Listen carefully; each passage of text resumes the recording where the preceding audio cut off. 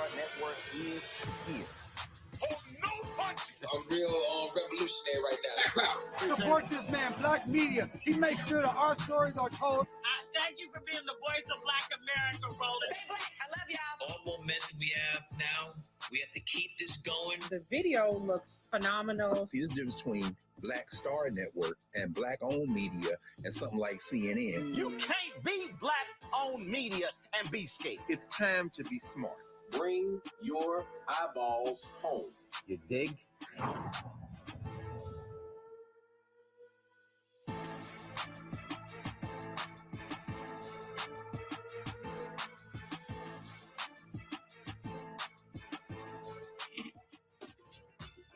What up, folks? Roland Martin here. Today is Friday, March 25th, 2022. Yes, I am driving massive traffic here in D.C., so we don't let one monkey stop the show. Coming up today on Roland Martin Unfiltered on the Black Star Network. Breaking news, after 2 years, the Black News Channel is shutting down. I will tell you what happened, what went down that led to this decision today, and will the billionaire owner of the network, Shahid Khan, will he pay his employees for their work for the last 2 weeks? I'll give you all the latest news on that. Also on today's show, a Florida girl was expelled from a prestigious school in that particular state. She and her mom will join us. She was attacked by 2 white students, yet she was the one that got expelled. Also, what's the latest in Mason, Tennessee?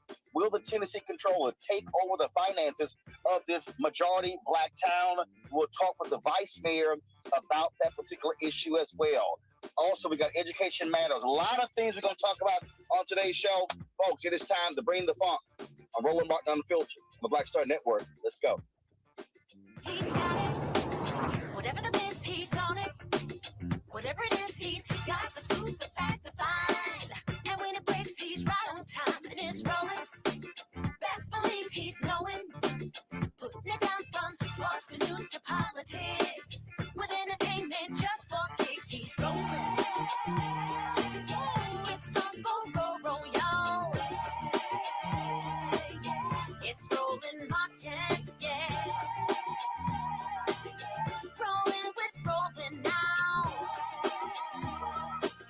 He's fresh, he's real, the best, you know he's Roland Martin now.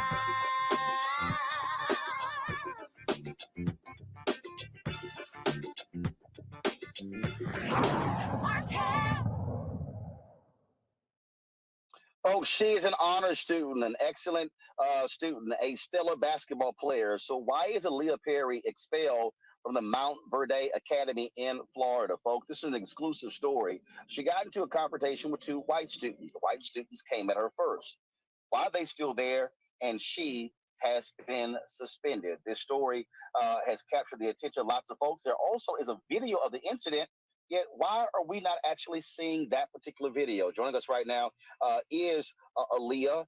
She joins us right now along with her mother, Angelia Alexander, from Winter Garden, Florida. Glad to have both of you here for this exclusive interview. So, Aaliyah, okay, walk people through exactly what happened to you. When did this happen? What were the circumstances around you being attacked by these 2 white students? So it started on a Tuesday, and me and a couple of friends were just sitting around talking in the student center. And let me remind you, it's packed. It's a bunch of games going on, lots of people talking and stuff. And I was talking to a kid across the student center, and we were talking about TikTok, yada, yada, yada. And another boy, he's like, why you gotta be so loud? And mind you, the student center is packed with at least 50 kids. So and it's a free period. I could talk however I want to talk. I'm not, it's not like I was screaming where everybody could hear me, but I was getting his attention. And, he comes over here and he's just like, yo, shut the F up. Why you gotta be so loud? There's no reason for you to be all loud and stuff. And, I'm saying, go away. Just go away. I'm not talking to you. Don't interfere. I'm not talking to you. Go about your business. Now, you said this is on Tuesday, but again, what month was it? What month? It was this month, March. Got it. Okay, so it's very recent what took place. Go ahead.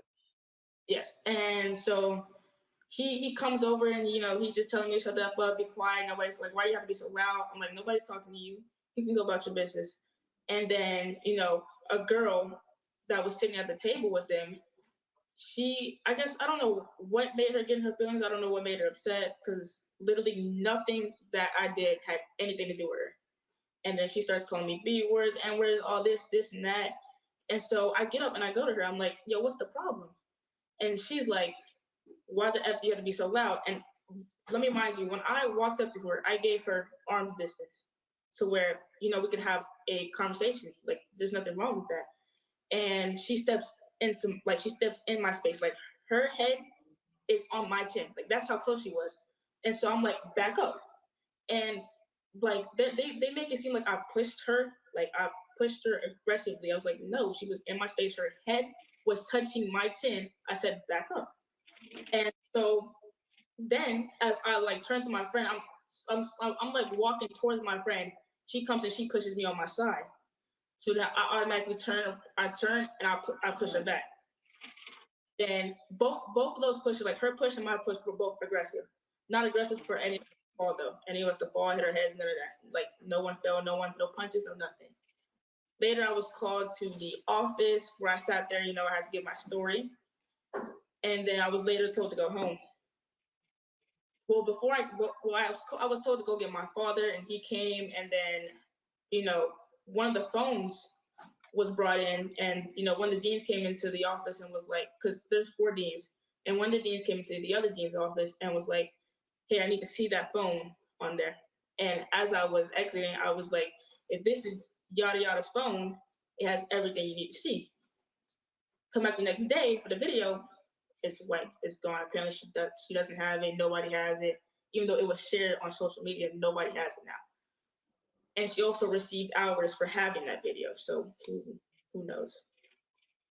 So on Wednesday, I come and I have to go to a discipline committee at 12 o'clock. And so I'm sitting there, I asked for a snack. I asked one of the deans for a snack, and he tells me no. Like, if I did not ask one of the other colored deans for food, this man wouldn't have let me eat the whole day. So I then went to the colored dean and I asked, can I please get a snack or something? I have my own money, I can buy it. And she let me go and I came back. Then later I went to the DC committee that day. And, before I got there, my coach was telling me, she was like, when you go in here, just own up to what you did. Like, tell them that none of this would have happened if you even walked up there. Me, I'm a kid. I'm trusting my coach. That's my coach. I'm thinking she has all intentions for me. Like, she wants me to be here. So I go in there, I'm sitting down, and I'm telling them it's my fault that, I could have resolved the issue by not going over there. I could have just walked away after she even pushed me. I could have walked away. In the meeting, the lady said, are you sure that girl pushed you? And I'm like, I'm positive the girl pushed me, because why would I push her if she didn't put her hands on me? And then we left. She said, okay, we'll watch the video. I said, okay. Then we left, and my coach was like, I don't like the way she said that. It made it seem like we were lying. And I was like, Coach, I'm not lying. Like, I have nothing to lie about. She pushed me, so I pushed her back. And then coach was like, I believe you, I'm thinking my coach is on my side. So sometimes she's gonna fight for me, have my back. Next day goes on, again, I finished the rest of that day off. Then I was told by one of the other deans that I was gonna have hours, suspension and hours, because I was already serving in school suspension. So he said that I would definitely have some hours I would have to work off, and then I would be probably suspended for another 2 more days, 2 more days. That's what I told my consequence was. Expulsion was never on. So then I come the next day, and I had bought me a sandwich from the student center that morning. I went to the office. I was like, hey, to the same dean that didn't let me eat yesterday, or have a snack yesterday. I said, hey, where do you want me to sit today? And he's like, what did I tell you about having food in an academic building? And I was like, sir, I haven't ate it. You just said, give you snacks out of my hand, just threw it in the trash can, threw my food in the trash can. So I hadn't ate that entire morning. Then later I was called into the head of the school's office, and I was in there for about 2-3 hours, and they were asking me questions. And he started off with the video, then he started asking me a bunch of questions. And then one of the, she's like a counselor sort of, and she was like, well, Aaliyah's going through a lot, and I talked to her about maybe getting counseling or whatever. And I was like, he was like, well, why does she need counseling? And then I explained to him that my grandma had recently passed. And then he asked me, what schools have you went to? I told him I went to Orangewood and Foundation Academy. He said, those are very faith-based. I said, yes, sir. Then he tells me, well, you know, in life, when you grow up, you'll realize reality. No one gives a S. Like, and I mind you, like, I have no parent, no coach in there, nobody else in there. It's just 5 adults asking me questions for 3 hours straight. And then he says, so what does this girl say to you that makes you want to go? So at any point, did they call you, Angelia? Did they call Aaliyah? Did they call your father? Did they call? So why are they having conversations with you about this? And you, as a parent, you're not involved in any way in any of these conversations. Right. I never got a call. When it first happened, my daughter, what she did was she hit me a text. She said, "Mom, I'm in trouble." So as a mom, I'm like, "Oh my God, what happened?" So she was like, I pushed the girl. So I'm like, okay. So then I had to call the school and say, hey, listen, let me see this video of my child pushing another child, because she's not aggressive like that. I mean, I teach her to stand her ground, but not to start things. So when I go into the office, I see the video, and all I see is my daughter sitting down, and she get up and just whoop, run and push the kid. I'm like, well, the video's skipping. And he's like, oh, well, we've been having IT issues. So I'm like, well, if the video's skipping, that's not accurate. We can't go off that video. So that was it. No call, no email. The only email I got was a Friday of spring break, 3:30 p.m. saying, we have expelled your child. And it's not up for appeal. My daughter, she's a National Honor Society student. All right. She's never been in no aggressive issue. Yeah, she's had cell phone, not wearing uniform. That's just normal stuff kids get into. But when you tell me that my daughter tried to hurt somebody and you put it in an email and then you expel her and then you think I'm supposed to go withdraw her out your school to transfer these records to another school, that's going to follow her. So, no, we're not doing that. So, yeah, no one told me anything. And so that's why we hear that. We hear because my baby needs justice. This is not right. When you got teachers that are calling me, telling me things, can vouch, it's not right. It's time people stand up for this school. And can I say something real quickly? Yeah, go ahead. So, the main thing that I wanted at first was, to be allowed to finish this year in person and go to Geico, because I play basketball. I'm one of the point guards on the team. So what is your classification at the school? You are a sophomore. I'm a sophomore. You're a sophomore. Okay, so this is your second year at the academy. Right. Okay, gotcha. And we're describing this is an exclusive academy. How many Black students are there?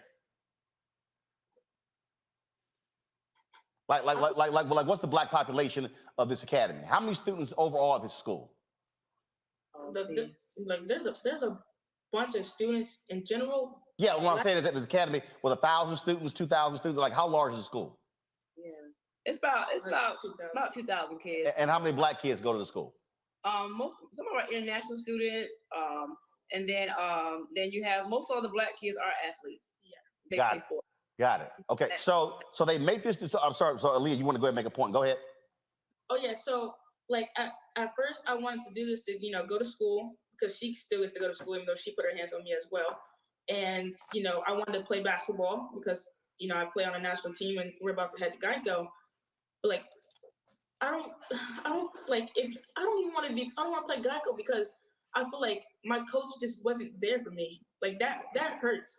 Like my coach wasn't there for me the entire time. That's crazy. So what I'm trying to understand is, how do they arrive at the point of expelling her and there's no conversation with the parents? So does the school have a process when they decide to expel students? Is there some kind of system they have? Is there an appeals process, or is it simply they make the decision, that's it, you're out? To be honest, I was told that, of course, the parents are supposed to be involved, especially I've been involved when she got a cell phone issue. They told me about that. Hey, your daughter got in trouble for having a cell phone out. You notify me about that, but you don't notify me about my child getting expelled until she gets expelled. You know, even with the coach, you notify me when you have an issue with her, maybe her and her teammates going back and forth, but you never reach out to me about, this is big. My child has just gotten expelled, and you call me and tell me you didn't know about the process. She told me, oh, I didn't know about the process. What? How you not know that one of your point guards is about to get expelled? But last year, there was a student, okay, that got in trouble for bringing a boy into the girls' dorm, all right, because we've been honest, all right? And this student was allowed to finish school online and to return this year to play on the girls' basketball team. But yet, you didn't fight for my child like that. You didn't do that. Why? Because she's not, what is it? We want to know what was the difference. The tuition at this school is what, $50,000 a year? For boarders. She's a day student, so we pay 19 a year. This is the statement that they provided to us. Go ahead and pull it up, Yes. folks. It is the practice of the academy not to discuss student discipline matters, which they treat confidentially. They are noting the business of releasing disparaging information about minors. The academy realizes that she is an adolescent girl who is still maturing, learning from her mistakes and impulsive behavior. Therefore, I cannot provide you with greater detail. However, the academy holds students to a high standard, particularly student athletes. As a private school, the rules are strict and the standard is set high. The academy does not tolerate behavior at school that is intimidating, threatening, or abusive. The safety and security of the student community is always a high priority. I can advise you that state several facts which are simply not true. The other student's father is not and has never been employed by the school. No students were told to delete videos. In fact, we were in possession of several student videos. In addition to videos, the school administration also spoke to numerous witnesses who saw the unprovoked attack, which was not defensive in nature. Finally, I would add that a student's entire disciplinary history is always taken into consideration when disciplinary consequences are determined. To say that she had no prior disciplinary history would also be false. The student's family is pushing a false narrative in an attempt to portray the student in a more sympathetic light. We understand that her parents are disappointed with the disciplinary decision, but the academy stands firm in its resolve to hold students accountable and make sure all students feel safe on campus. That is Lori W. Smith, the attorney for Montverde Academy. Your response to that, and also have you and Jalea, have y'all hired an attorney in this case? We did. We hired an attorney, and if that's so true, why are you telling me to get off social media and they will negotiate? We're not negotiating the fact that what happened. If my child has to walk away with expulsion by telling the truth, she just will. But we're not going to go along with the lies to make you guys look good. It's not going to happen. So I asked my daughter, I said, Leah, what do you want to do? Do you want to just negotiate with them, act like all this stuff is not true? Or do you want to keep telling the truth and pray that the truth will be the light? My child said, Mom, let's the truth, because this is going to help the next child, the next child, the next child not go through what she went through. So Geico's out the window. We don't care. We care about the truth in this situation. What is your next step? Our next step is we're going to keep protesting until we get this video, the full truth of what happened. You're only showing one side, and you're telling students not to talk. I mean, like, all this is happening. And the sad thing about it is I have parents calling me. I have teachers calling me, all right, who's telling me your daughter is 100% right.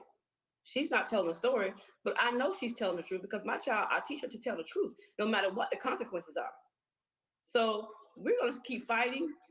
And to be honest, they don't deserve my child to finish school there. You know, for what? You treat her like she was nothing, garbage. Like you just threw her away. She used to get up every morning and go to work at that school. Then she went to class. Then she went to practice. She didn't get home till late nights. And this how you do her. But yet you did have a fight 2 weeks ago in front of the school. fist fighting. A fist fight. You had. I got a teacher that's willing to. And you had a fist fight. I have a message sent by a child, like a kid who was literally witnessing it. And you didn't expel those kids. Right. But we are supposed to be quiet. Y'all just be quiet, you know, shut up, get me off social media, get us off social media, and we'll negotiate. That's not how it goes. Because my child still got to live with this. It's not right. We're not, no. So all the threatening about, oh, they're gonna do this and gonna press charges. Your child was 18 years old. My child is a sophomore. She's 16. She's a minor. And something else I want to like just add on to this is like in that email he said I've had behavior issues. I've gotten in trouble for my cell phone and a polo. Please tell me what behavior issues that is. Like what? My polo and a cell phone? You have to be kidding me. And you know what? I'm gonna read this message just because I feel like it's important. It plays a big role in this. So this girl, she doesn't know me. She's in one of my classes. We never speak to each other. You know, we did a protest earlier this morning, and this is the message she sent me. She says, "Hey, I just want to let you know that I support you. What you did today was very impactful. Don't be scared to stand up for yourself. I have been going to the school for a while, and no one has ever done what you did. Everyone is too scared to speak up, and you are very brave. Don't listen to what anyone says. There has been many fights at this school, and no one has ever gotten kicked out. So you're 100% correct with this. Everything that was on those posters are correct." It's true. It's there. And they can say, oh, well, you know, you're making the academy look bad. No, the racism there. Discrimination is there. They done hit it for so long. The kids they're quiet. Those kids come to my house every weekend. We talk personally. So it's there, but they're afraid to speak out. But my child gonna speak out because once again, it's gonna save the next child and the next child from going through what she went through. So no, we won't bend. All right. Aaliyah, Angelia, I appreciate both of you joining us to share your story. Certainly keep us abreast of what happens next in this case. Thank you. I appreciate it. Thanks a lot. Folks, let's now turn to a story we told you about a week ago. That is the attempt by the Tennessee controller to take over Mason, Tennessee. The controller of the state complained about the finances, the controls there in Mason, Tennessee, and he demanded that city officials give up their charter. They chose not to do so. The question is he still going to take over their finances? Again, this is an issue a lot of people have been talking about. Mason, Tennessee is a majority Black town. And then this is obviously of great concern to many folks, not only because Ford announced they're building a massive facility that's going to bring thousands and thousands of jobs and millions of dollars to the state and to the region. And they're not far at all from Mason. And so let's talk about this here with the vice mayor. We had her on the show last week. She returns to chat with us, and certainly glad to have you back on the show, Vice Mayor. So where do we stand now? Has the control, so the city, as you were on last week, the city made clear that they were not going to give up their charter and allow the county to control the city.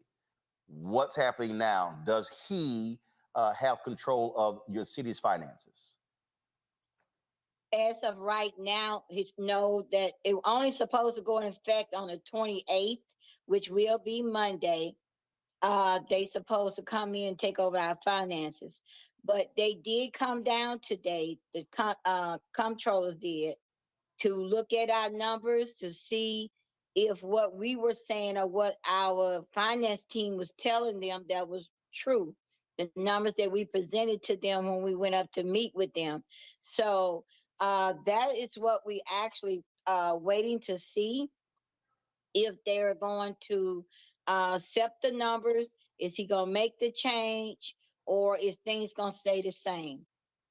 So again, there's a lot of people out here commenting. They're saying that the town has been stolen, the land has been stolen.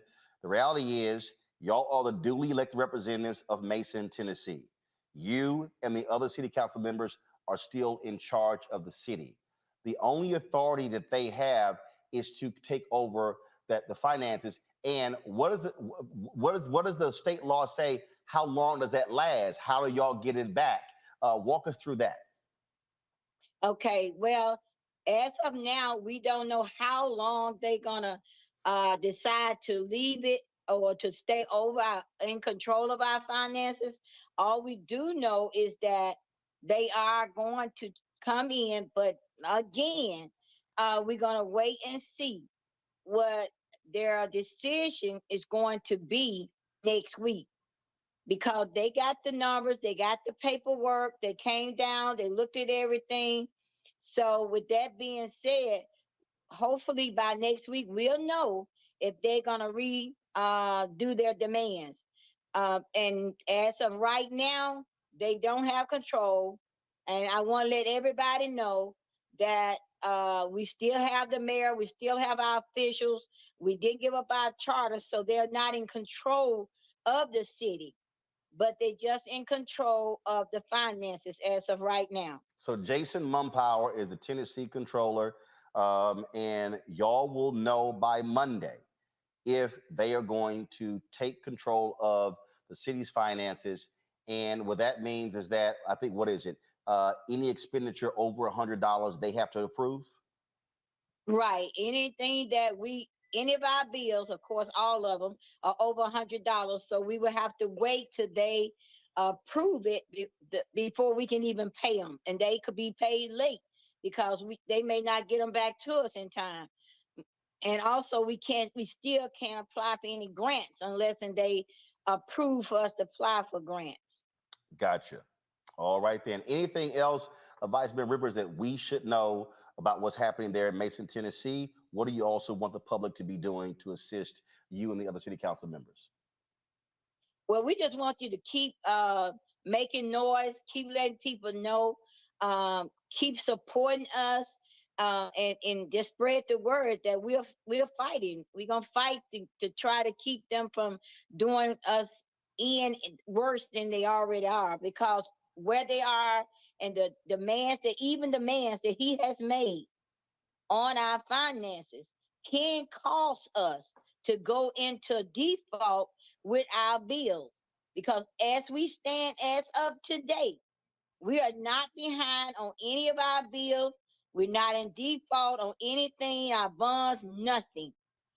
So with the control over our finances that he's trying to take, there's a possibility, because all he has to say, well, I'm not going to let you pay that bill right now. And if he make that decision, then we would go in default with everybody that we have contracts with, or we doing business with, or if we need a part for our fire department truck or our water department, we have to wait till he say that we can do it. All right, then. Vice Mayor with Virginia Rivers, Mason, Tennessee. We sure appreciate it. Thanks a lot. Thank you. All right. Want to bring up my panel right now. Glad to have them with us. Killa Bethea, communications strategist. She joins us on the panel. Michael Imhotep, host of the African History Network. He joins us as well. Also, Chris Metzler, attorney. I see Chris there as well. Matt Manning also is joining us as well. Matt Manning, civil rights attorney as well. And so have all of them. But first of all, let me just throw this out, which I'm trying to quite understand, and y'all can talk about the first story, even the second one. This is one of those things that we talked about with the vice mayor last week, and that is, Matt, they're saying the issue they keep talking about took place long before they took over.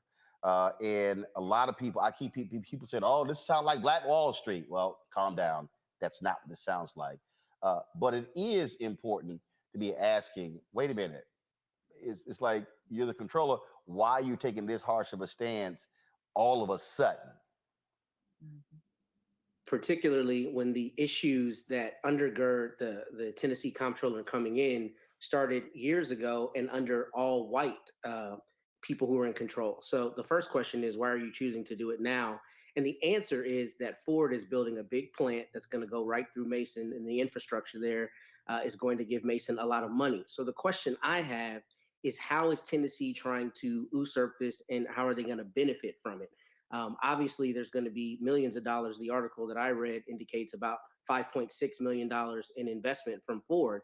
So my question is, how is Tennessee trying to steal this money from the residents of Mason, and what exactly are they going to do with that? Because it's very obvious that they sat on their hands for a long time and allowed the mismanagement until it became a potential gold mine, and now they're trying to get that money.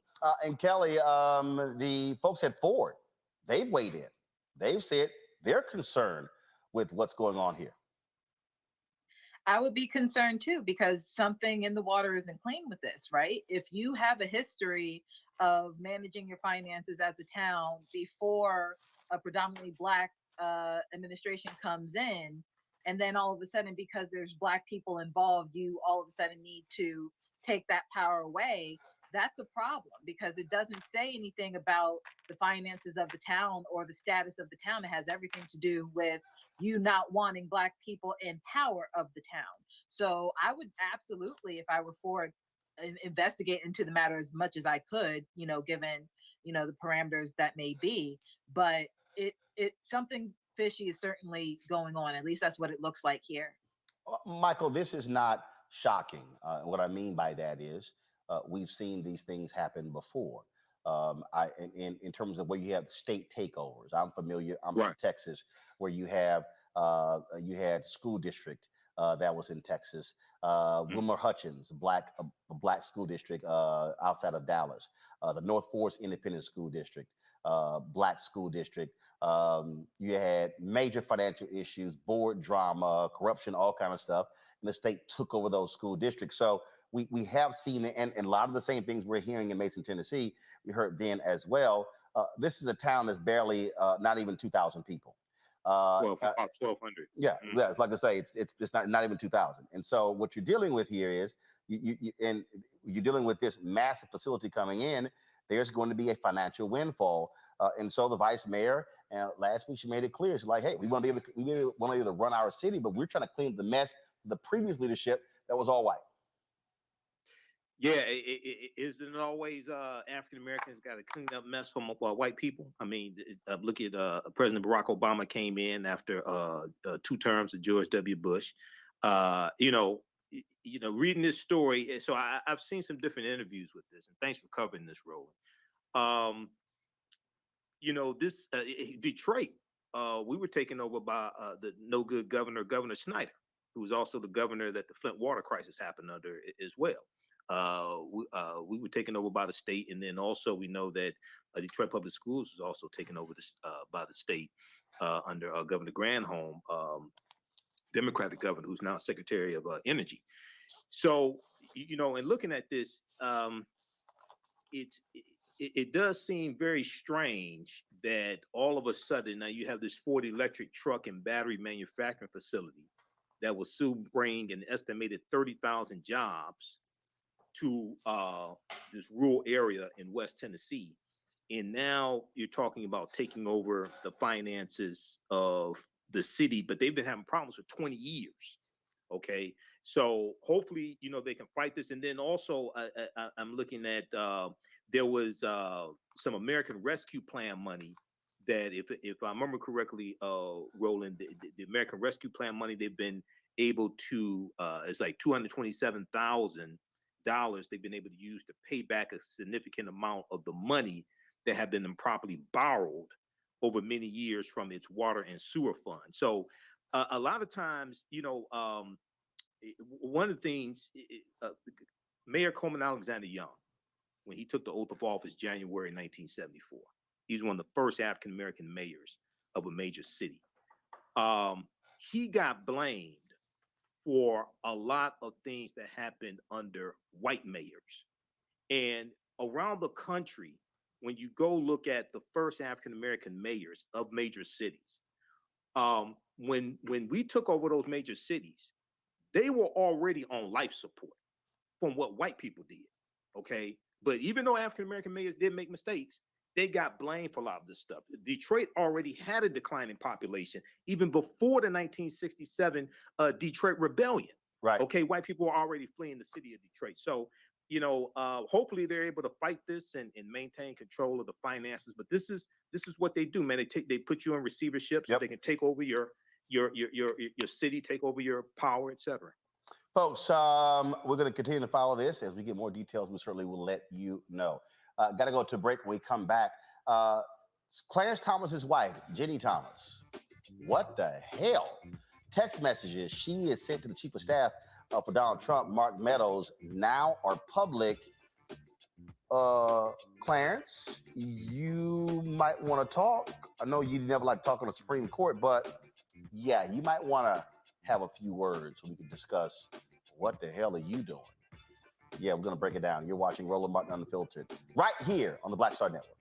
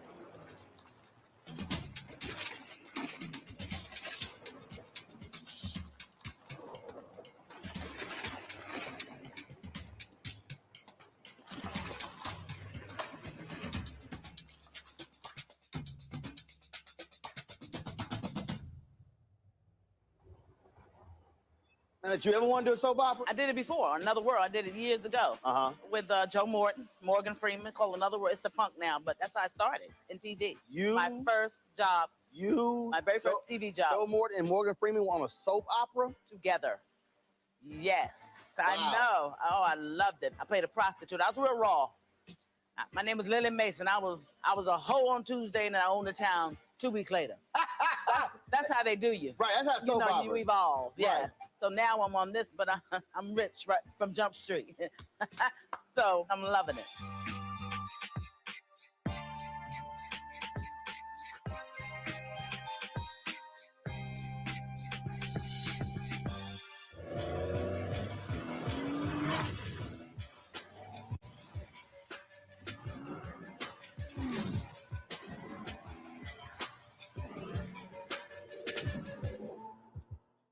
Hi, this is Essence Atkins. Hey, I'm Deion.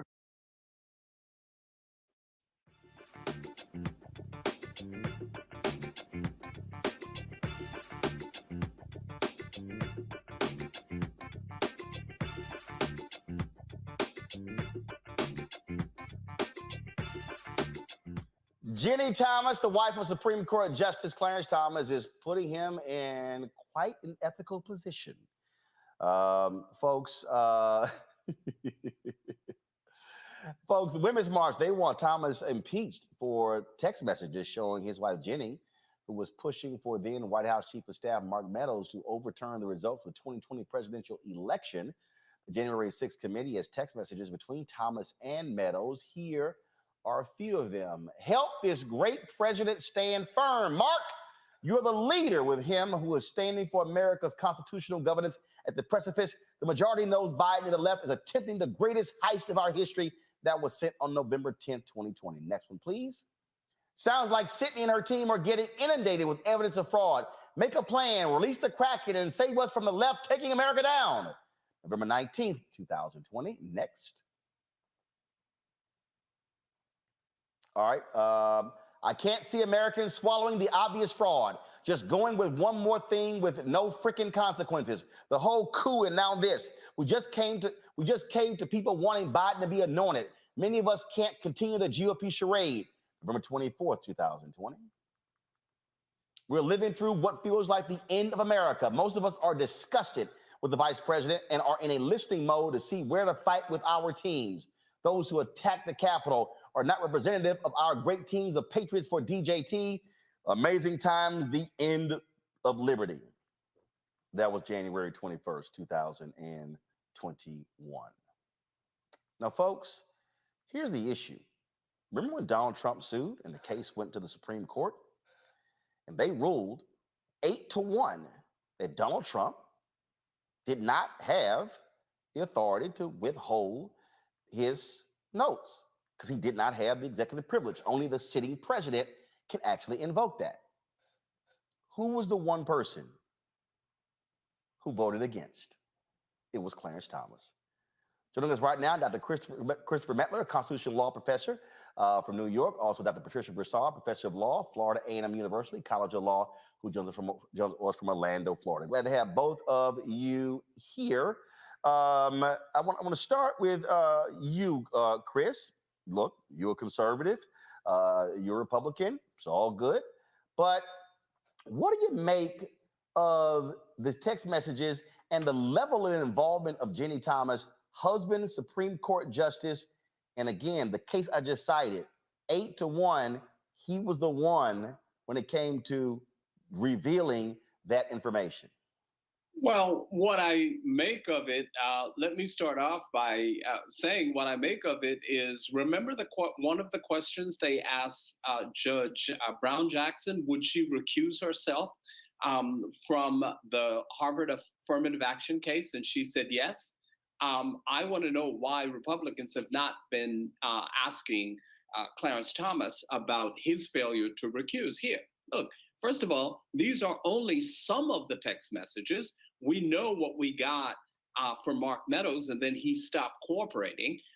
Justice Department, of course, can get it on their own.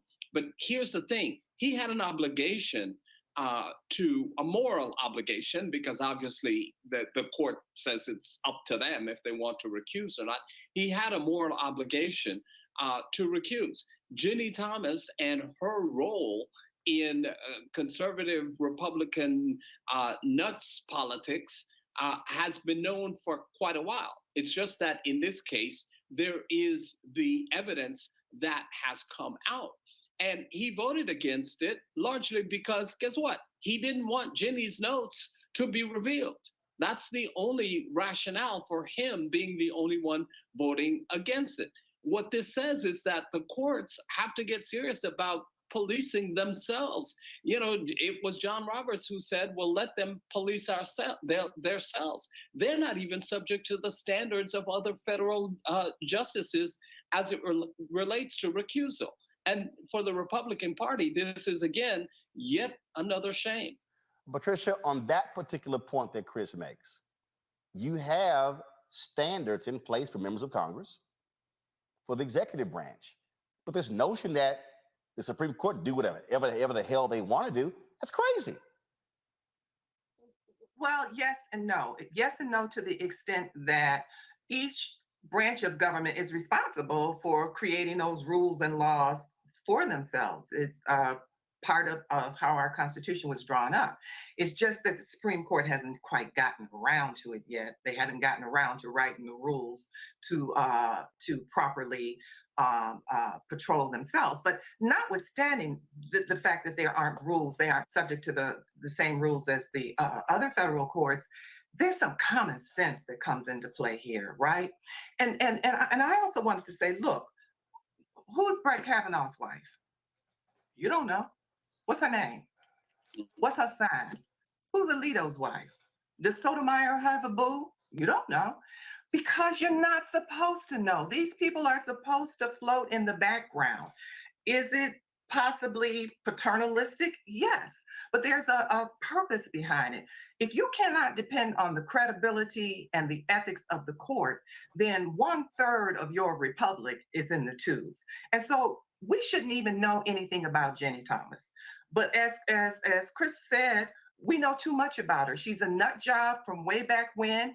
All you need to know, 2 things you need to know about her to understand who and what she is. She supported Ted Cruz for president until Trump got it. That's the first thing you have to know about her. The second thing is she left a message on Anita Hill's phone. So that tells you everything. She left that woman a message saying, you need to apologize to my husband. So this is the level of crazy that we're dealing with. Notwithstanding that, there is an obligation, a moral obligation, and just integrity on the part of Clarence Thomas to say, I recuse myself from this case.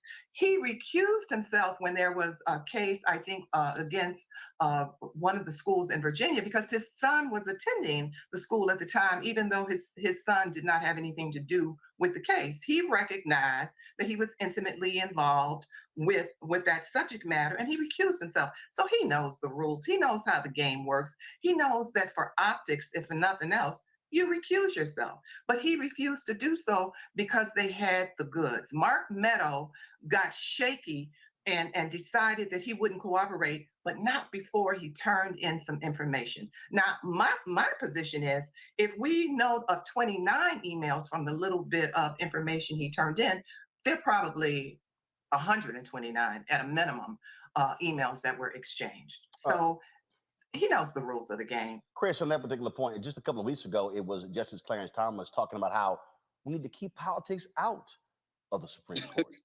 You're sleeping with politics. Yeah, and as it relates to Ginni, from the very beginning, she is a daughter of the Republican Party in Virginia.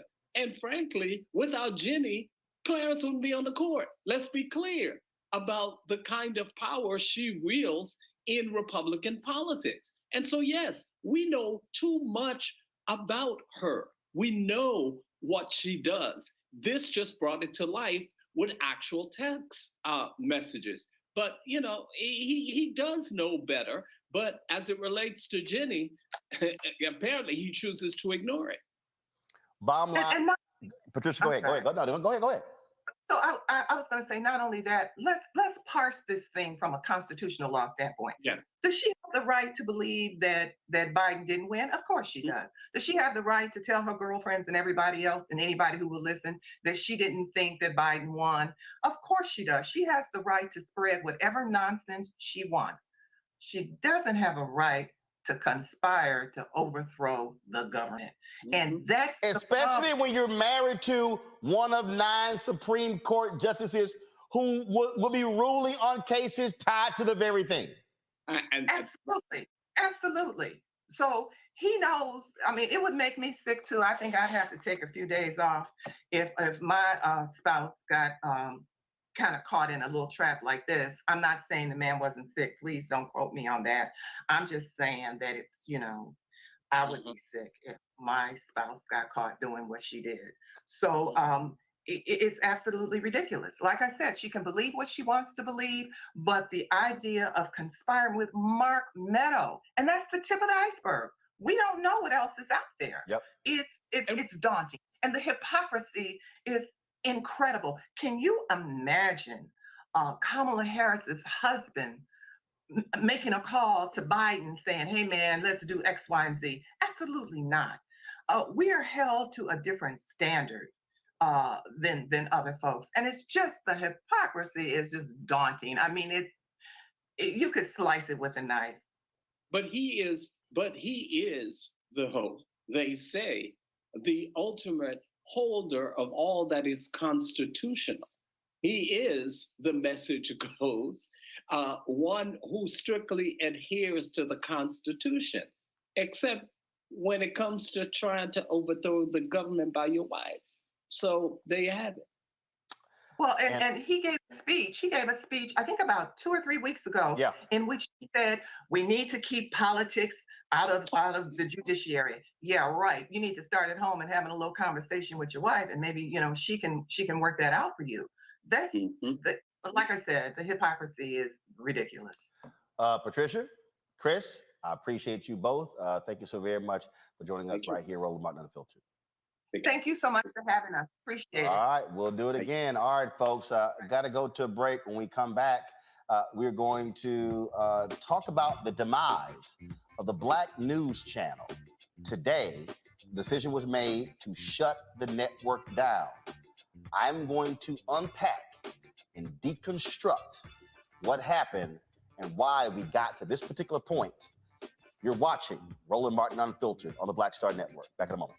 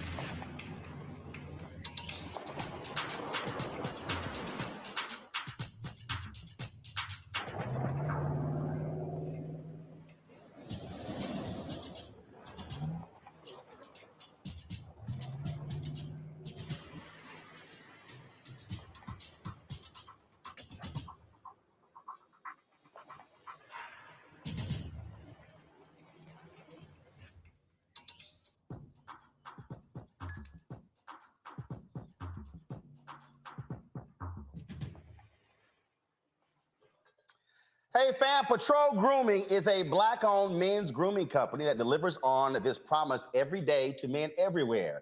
Everything we do, every product we make is designed to help you to present your best self. It's a promise they've kept since 1991 when they first introduced the Bump Patrol brand, the #1 men's product for a smooth, bump-free shave and silky skin. Millions of customers count on their exceptional skincare products, which can be found at more than 30,000 retail stores in more than 50 countries around the world. Now you can have exceptional beard and skincare products that are as unique as you. Fellas, as we prepare to head back out into the world as COVID restrictions are being lifted, it's time to get our groove back. You can visit patrolgrooming.com to order a Patrol Grooming box and do this. Use the discount code hashtag Roland30. That's hashtag ROLAND30 for a 30% discount at the checkout. We appreciate Patrol Grooming being a partner with us here at Roland Martin Unfiltered and the Black Star Network. On the next A Balanced Life, as we grind down to the end of another long winter, it's easy to slip out of balance and into the foggy doldrums. On the next A Balanced Life, ways to push through the gray days until the warm days of spring arrive. Join me, Dr. Jackie, on A Balanced Life on Black Star Network.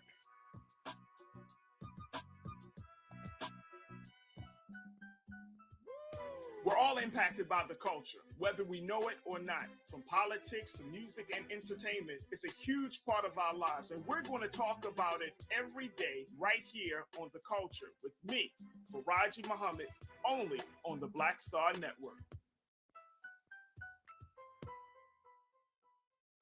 Now, did you ever want to do a soap opera? I did it before, Another World. I did it years ago with Joe Morton, Morgan Freeman, called Another World. It's defunct now, but that's how I started in TV. My first job. My very first TV job. Joe Morton and Morgan Freeman were on a soap opera? Together.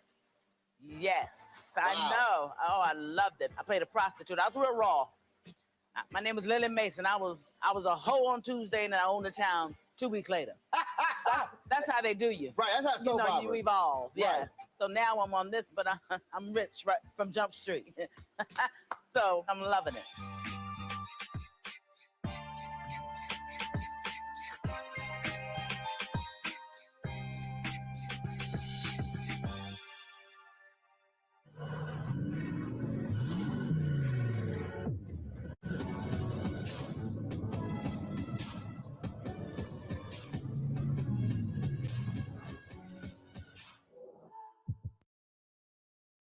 This is Judge Mathis. What's going on, everybody? It's your boy Mac Wiles, and you are watching Roland Martin Unfiltered.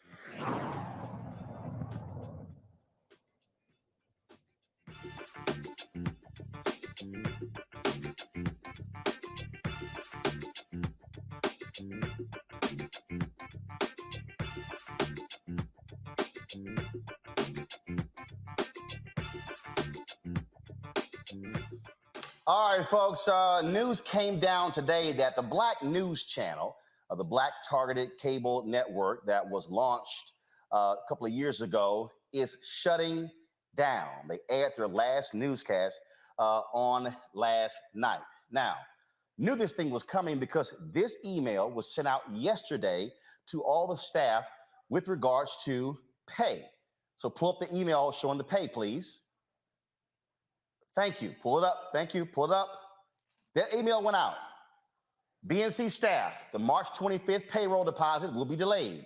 We sincerely apologize for any inconvenience this may cause. We are actively working to resolve this matter quickly and will advise you with an update as soon as possible. Thank you for your understanding. I got the email yesterday. A number of people were calling, people were texting, they were sending all kinds of different comments. And I said to different people, I said, I want to help y'all out. This sounds to me like you're about to get shut down. This morning, woke up, folks had not had their deposits placed, then began to make phone calls. And then I reached out to the CEO of the network, let him know that I was going to be posting something, posting that note on social media. He told me, quote, I'm working hard to get people paid for the work that they've done as Prince Hare, the CEO of Black News Channel. That was around 11 a.m. It was a couple of hours later that, again, the Los Angeles Times broke the story saying they were shutting down. Then around 3 p.m. or so, Prince O'Hare sent this letter to the entire staff announcing the shutdown of the network. So this is what he wrote. A little more than 2 years ago, the lights on BNC's cameras flipped on for the first time. Despite the challenges of a global pandemic, we launched a groundbreaking mission to inject positive change into a news landscape that, for far too long, had underserved and overlooked Black and brown people. During the past few months, we have endured very painful workforce reductions at all levels of the network as we work to achieve our financial goal of a break-even business. This has forced all of you to do more with less, and your contributions have been remarkable. Unfortunately, due to challenging market conditions and global financial pressures, we've been unable to meet our financial goals, and the timeline afforded to us has run out. It's with a broken heart that I am letting you all know that, effective immediately, BNC will cease live production and file for bankruptcy. We're sad and disappointed by this reality and recognize the stress that this puts on you and your families. With the nation on the verge of a social justice reckoning not seen in this country since the civil rights era, we've been hard at work building our presence in the marketplace with unprecedented speed. Through a continuous run of distribution agreements on both linear and streaming platforms, BNC's accessibility has grown to reach more than 250 million touch points. Since rebranding and relaunching the network a year ago, we have developed a 17-hour daily block of live programming and a lineup of shows that are outstanding. Every day we present our stories, context, and viewpoints that illuminate and celebrate the Black experience in a way that no other network has since the dawn of television. We have hired more than 250 Black journalists and Black production personnel, and all your hard work and dedication has lifted this network to incredible heights. There have been countless wins along the way, including gavel-to-gavel coverage of several trials that gripped our community, A-list guests throughout our day parts, and exclusive coverage of the Congressional Black Caucus's first ever response to the President's State of the Union address. Just this week, we set an all-time viewership record for the network doing wall-to-wall coverage of Judge Ketanji Brown Jackson's U.S. Supreme Court confirmation hearings. I understand that this surprising and unfortunate news will naturally generate a lot of questions surrounding next steps. Our leadership team and human resources will be in touch to address them over the coming days and weeks.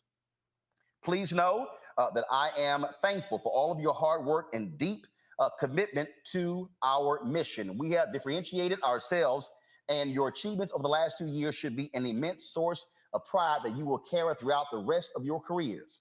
In the meantime, please take care of yourselves and each other, and remember that we built something great here. BNC, or something very close to it, will surely return at some point because the world needs it, and all of you have proven it can be done. Sincerely, Prince O'Hare. All right, folks. So let me unpack this so you can understand what went on here. BNC actually launched. They made the announcement in 2019. Former Congressman J.C. Watts, it was his vision to launch a Black news cable network. He had been trying to do this for more than a decade. And he and I communicated in March of 2018 because I asked him what was the state of it. And he said that investors were going through the process of vetting their financials. And then it was later that year, probably around December, when they actually began to close on it. Then they announced they were going to be launching. They kept having the date pushed back and pushed back. They didn't launch until really February 2020. But a major investor did come in, Shahid Khan, the Pakistani-American billionaire who is the owner of the NFL Jacksonville Jaguars.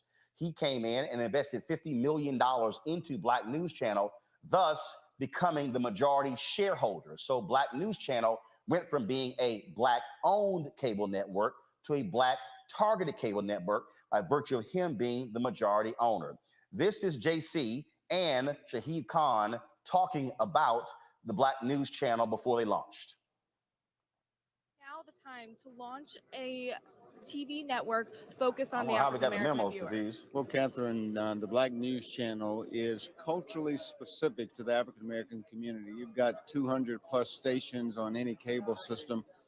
We are the one location that you can come and find out about wellness, culture, current affairs as it relates to the African American community. So we launched November 15th of this year, and we're looking forward to creating a venue that African Americans can find culturally specific issues pertaining to them.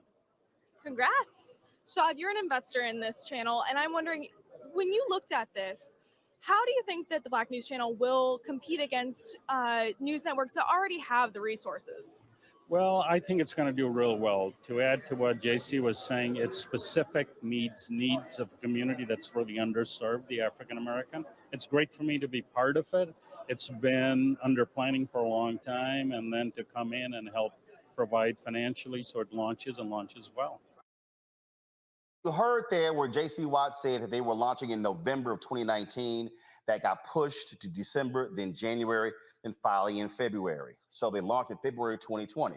Well, guess what? After they launched, the co-CEO, Bob Brilliante, he was actually let go. They announced he was moving on to pursue other opportunities, but he was let go from the network. He, of course, launched the Florida News Channel. And of course, he always had his idea of actually doing a Black news network. Folks may not realize that when you had Major Broadcasting Cable Network, they had partnered with him to actually do something similar to BNC. And so they did it first. This is a photo. This is a It's a story right here in the Tallahassee newspaper when he stepped down after a couple of months. You see the story was dated April 13th, 2020. So here's what happened after that. You see that this was their original logo right here. Then they brought in Prince O'Hare, longtime television news executive. He eventually became the CEO, and he led a massive rebranding of the network. You see that logo that's right behind him? That was their new branding. They changed their whole slogan to Truth, and they went through all of these different changes, and then they went on this huge hiring spree, hiring a number of people. You heard in the letter he wrote, they referenced the 250 Black journalists and production folks that they hired. Here was the fundamental problem with Black News Channel, because people have been asking me this question: why did this fail? Why is it didn't succeed? What's going on? What's the whole deal here? The reality is this here. It was the absolute worst time to launch a cable network.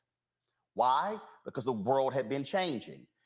The cord cutting came in. People began to get rid of cable. And then they began to go towards online. I told JC Watts directly, don't launch a linear network. Launch it as a digital network. I said, why? More cost effective. You can grow it faster and larger, and you're not going to be able to spend as much money. Now, why does that matter? A lot of people out there are saying, this ain't right. I mean, this man is a billionaire. He got the money. Y'all, folk who are billionaires ain't in the business of losing money. That ain't what they do. They see what's going on. If you don't see the profit potential, I'm cutting ties. My understanding, for the last 3 months, he's been struggling and not wanting to fund what's been going on. You read the letter where they had the layoffs in December. Those were not enough layoffs. They were burning too much cash. So the first mistake they made was launching a linear network. Now, I need you to understand the cable business. You know, the cable business, how it has always worked, you get paid for subscribers. So if you're in 51 million homes, you negotiate the deal where you get 2 cents, 3 cents, 5 cents, a dime, a quarter. You look at $1. The most expensive folks in terms of on cable networks have long been ESPN, Fox News, because the amount of money they get per cable subscriber. So if you have cable television right now, when you look at your bill, you look at how much money in your bill, a significant portion, the largest portion of your bill right now is going to Fox News and ESPN. That's why people start cutting cable. They said cable bills got too high, spending $100, $150, $200 for cable. They said that's enough.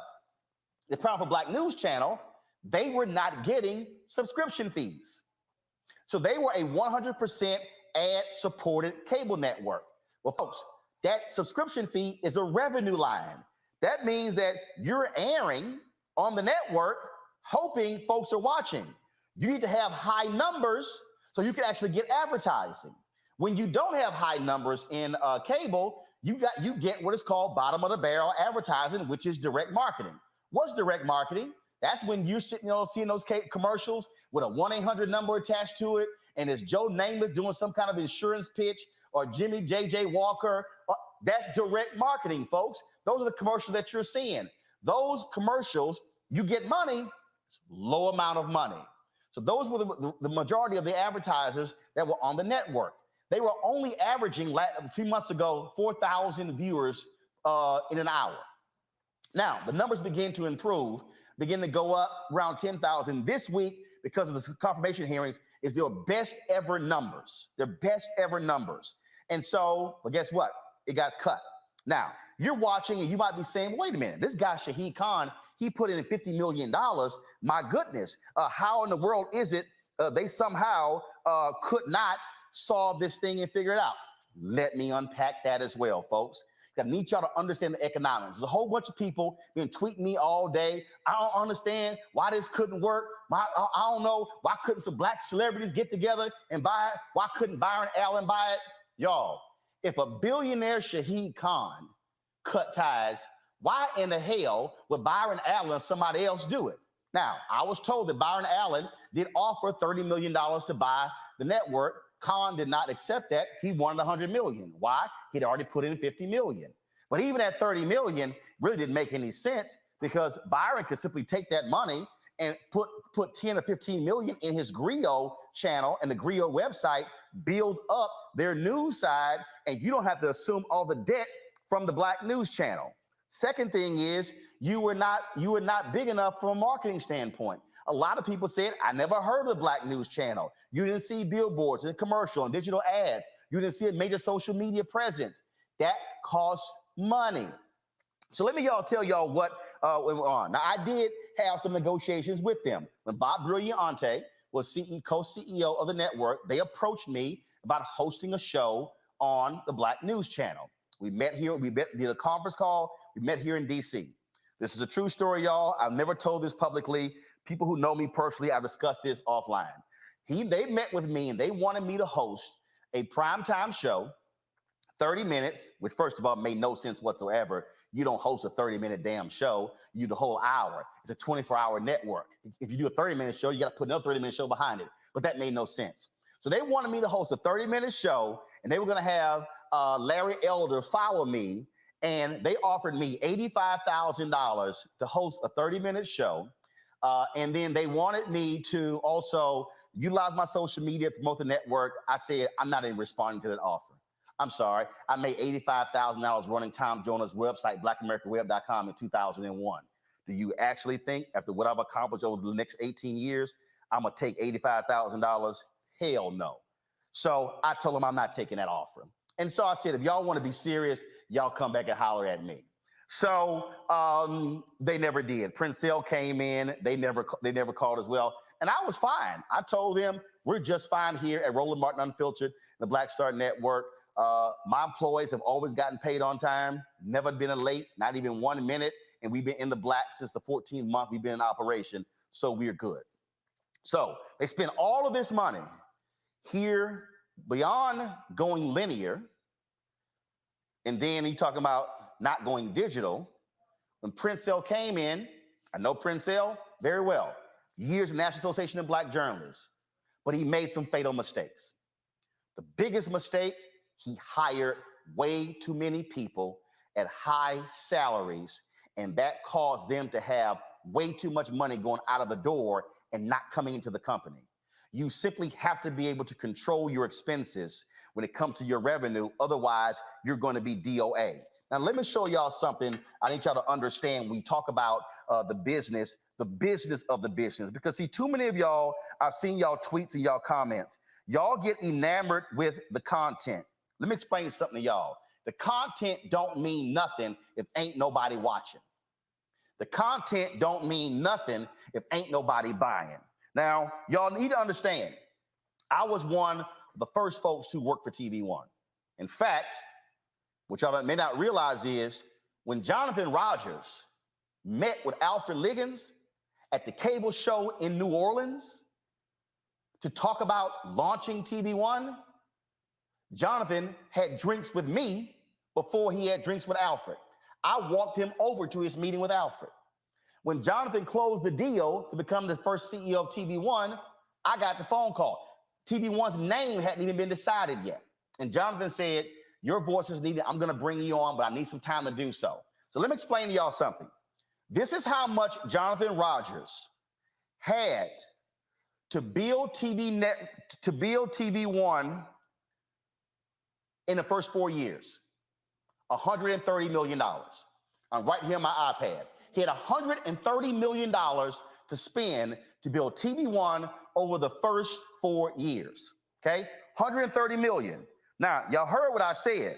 How much was the investment of Khan? Now, you also had other investors. So probably the total investment for Black News Channel was likely this, $60 million.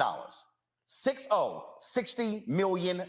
Now, you go, wait a minute, hold up.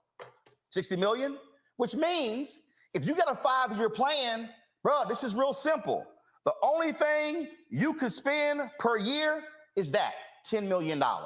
That's not what happened. They hired all these people. They had crews all around the country. They brought in a number of high-paid hosts, high-paid executive producers. And I understand why Prince Hill wanted to do that, because you wanted to have a strong look and you wanted to compete. But let me explain something to you, folks. Competing means nothing if you don't exist. You can look good for a short while, but it means nothing if you go out of business. Now, you might ask, well, why does that, have we heard that before? Yep. Y'all ever heard of something called New TV? New Urban Entertainment TV? Yeah, you may not remember that. New Urban Entertainment TV was a Black cable network that came out in the early 2000s. Go to my pad, please. This is a story from Multi-Channel News. They survived about 3 years. They were really operational for 2 years. You had Dennis Brownlee was the founder. You had Quincy Jones was involved. There was another official who used to be with AT&T. He was involved. They had $15 million when they raised. You know what they did? Launched a news show. They covered Tom Joyner's wedding to Donna Richardson Joyner. Had all this sort of content. Here was the problem. Go back to the article. Here was the problem. They were in only 2 million households. They were spending money. Wasn't nobody watching. Y'all, guess who was one of the investors in New TV? Radio One. That's what led Alfred Liggins to say, hey, we should launch our own network. So what people need to understand is, if you do not get it, you're not getting subscription fees. You're DOA, which means you better control your cost to ensure that you're going to be able to survive. If you do not survive, then you are dead. They simply had too many people. They were doing live shots from different places that made no sense whatsoever. You have to maximize your expenses and maximize your revenue. They had too much money going out of the door, not enough money going in. You can look great, but no advertiser is going to give you money, no real advertiser, if you only have 4,000 people watching. The other thing is they didn't have deep pockets. Let me explain something to y'all. Let me pull this up so y'all can understand. Brian Roberts, who is the CEO of Comcast, said point blank on a conference call the other day that Peacock, y'all know Peacock, right?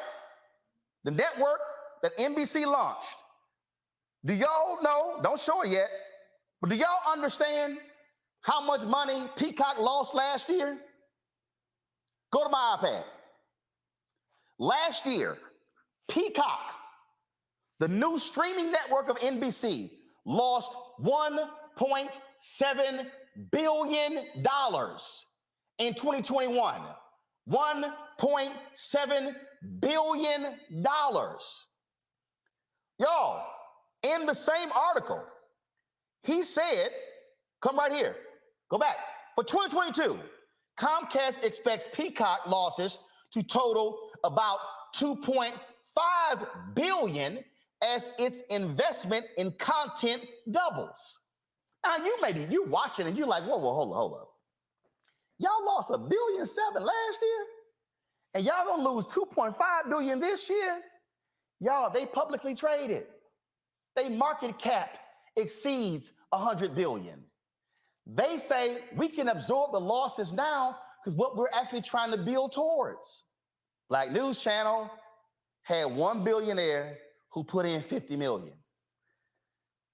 This is something you need to understand. You cannot keep up with the Joneses. They were trying to do CNN and MSNBC type news. You can't compete against people who are making, in the case of MSNBC, 700 million in profit. CNN is making $1 billion in profit. Fox News is making 1.5 billion in profit. Now, some of y'all are watching me right now, and y'all are sitting here saying, "Oh, Roland, I feel you, but you in competition, you hating." No, let me further unpack this for y'all who are watching. My first paid job was at the Houston Defender, Black-owned newspaper.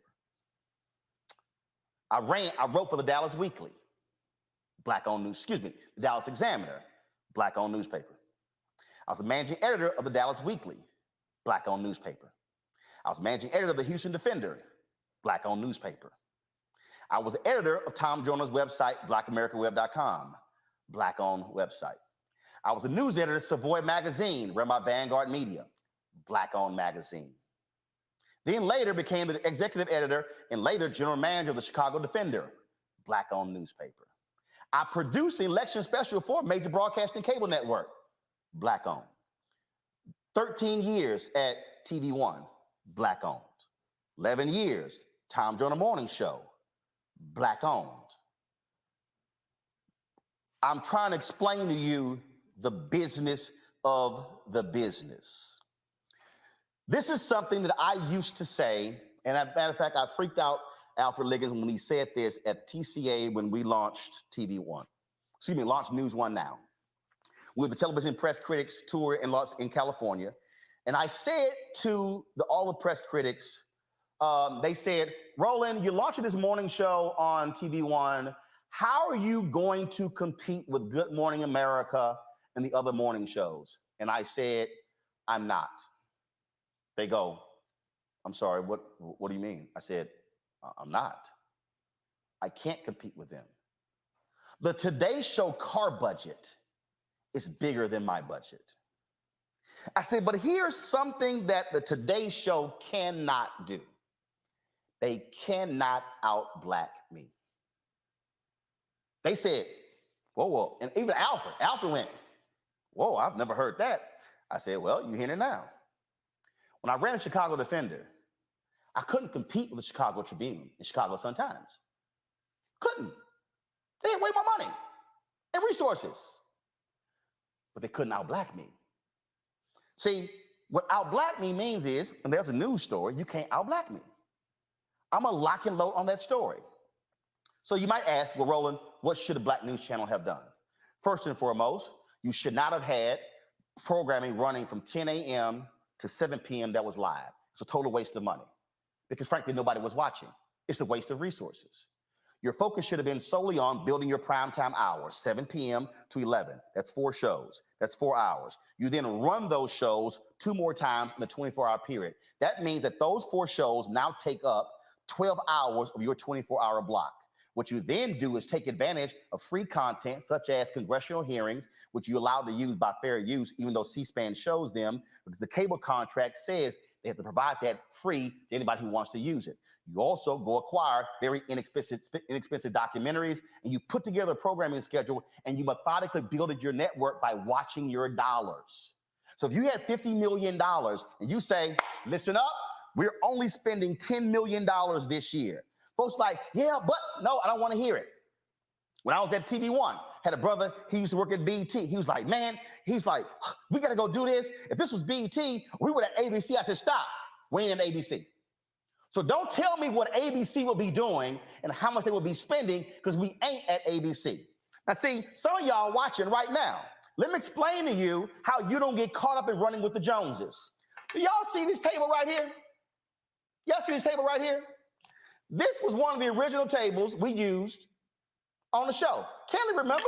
She used to come into the studio. This was one of the tables she would sit behind.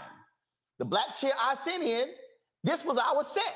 We had 4 of these tables and 4 chairs. You know why?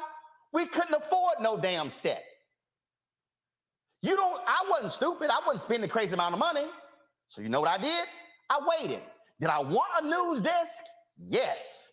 Could I afford a news desk? No. So what happened? By the second year, Take the shot, Henry. We bought this. It cost us $8,000. We couldn't afford it in the first year. Hello. Come back. We're now in a new studio, 5,200 square feet, 5 different sets. I couldn't afford that. I couldn't afford the robotic cameras, but we methodically built. That's what Black News Channel did not do. They did not conserve their resources to methodically build.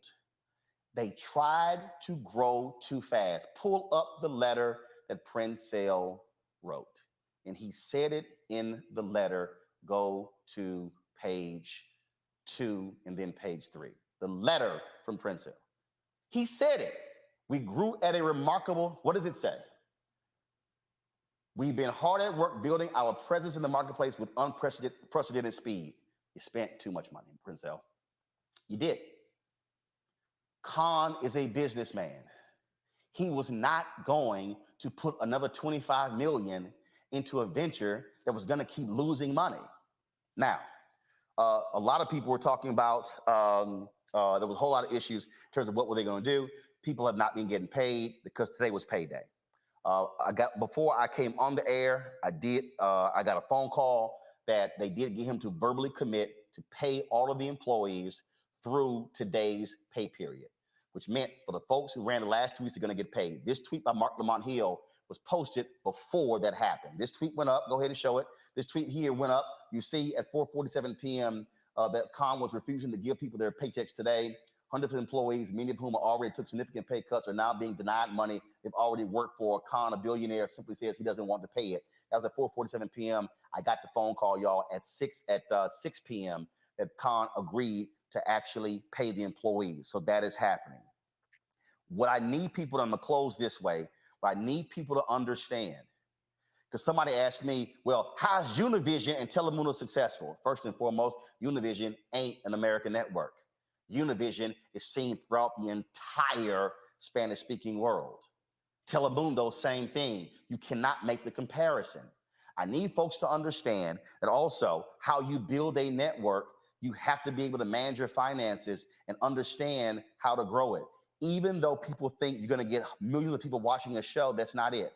On an absolutely fantastic, unbelievable, crazy day, we would have 130,000 total people watching News One now. 130,000. I don't think we ever hit total 150,000 viewers. We were in 58 million homes, y'all. We had 52 Radio 1 stations promoting TV One. The marketplace that you are in changes. It dictates how you're able to grow. So I'm just going to put this in context so you can understand, folks, again here. Because again, remember, y'all, I did it.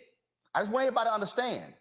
You looking at the only, outside of BNC, before BNC launched, you're looking at the only African-American who hosted for 4 years a Sunday morning show on TV One. Was it live? No. We taped it on Friday. Why?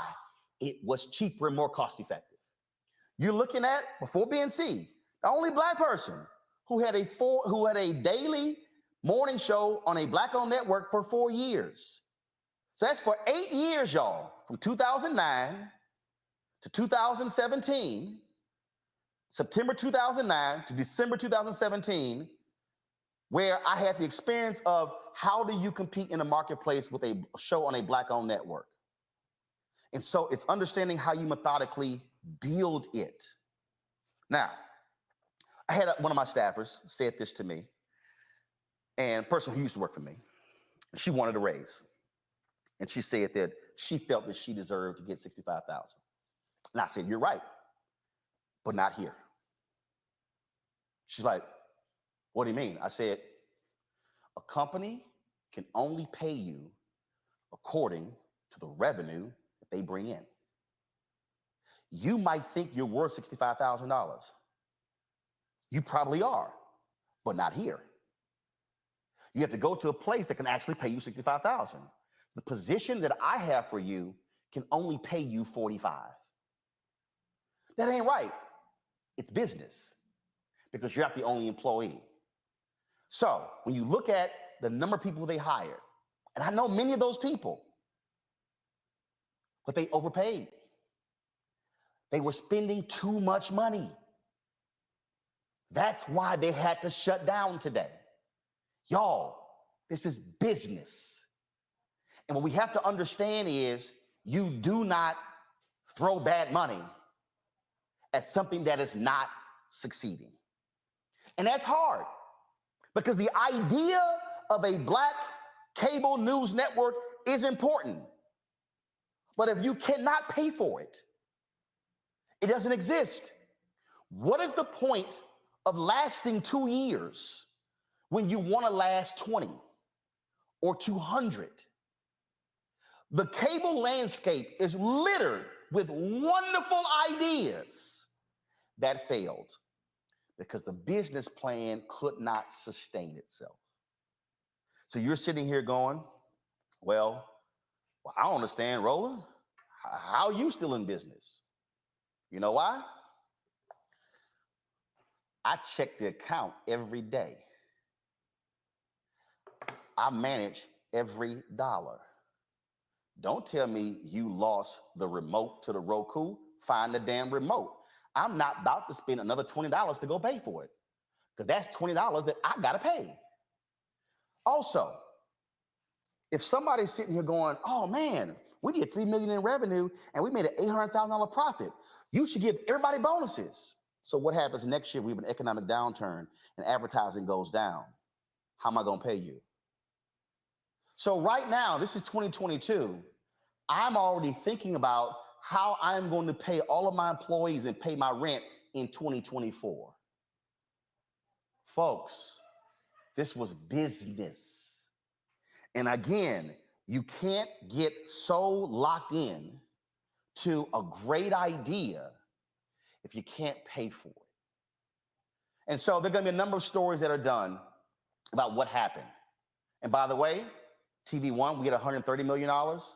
Diddy's Revolt, they had $65 million. And one reason they struggled in this first several years, they were undercapitalized. Diddy wrote his letter talking about that in the whole Byron Allen lawsuit, where he talked about also they didn't have the distribution. What came with distribution? Sub fees. So folks, this is the business of the business. And so there are people without jobs. Lots of talent out there. There's still opportunity. But I want folks to understand, can this notion succeed? Can this idea of a black news network work? The answer is yes. It can work, but it has to be done right. You must be managing all dollars. Know this, I was a contributor for CNN. I got no problem telling y'all this. When I left CNN as a contributor, I was getting paid $285,000. I walked in at $250,000. BNC was paying contributors. How? I'm telling y'all right now, I have no problem being transparent. I would love to send Kelly, Michael, and Matt a check to be on my panel every week. But let me tell you right now, if I did, we would not be standing here 6 months from now. When I ran the Chicago Defender, this is the last story I'll tell before I go to the panel, then I got guests that are waiting, and I thank you for being patient who are waiting. When I ran the Chicago Defender, y'all, the Chicago Defender had not made a profit in 20 years. They had lost money for 20 consecutive years. Their expenses were being covered by the Michigan Chronicle, the Tri-State Defender in Memphis, and the Pittsburgh Courier. Those publishers were pissed that their profit was going to pay for the Defender. And so when I got to Chicago, we were in this massive building. And it was a building that they had been in since the 1950s when John Sinstack was the publisher.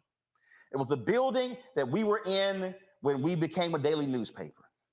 And all of these black people in Chicago were going, man, we've got to save the building. This is a historic building. Do you know what it means? You had a black historian, he just passed, his name escapes me right now. He just died. And he did an interview in front of the Defender. He was tearing me to shreds because I was talking about moving the Chicago Defender out of that building somewhere else. I listened to him. And I said, if we had to refurbish the building, y'all, we were only using 10% of the building. If we had to refurbish the building, it would cost $7 to $9 million to refurbish the building.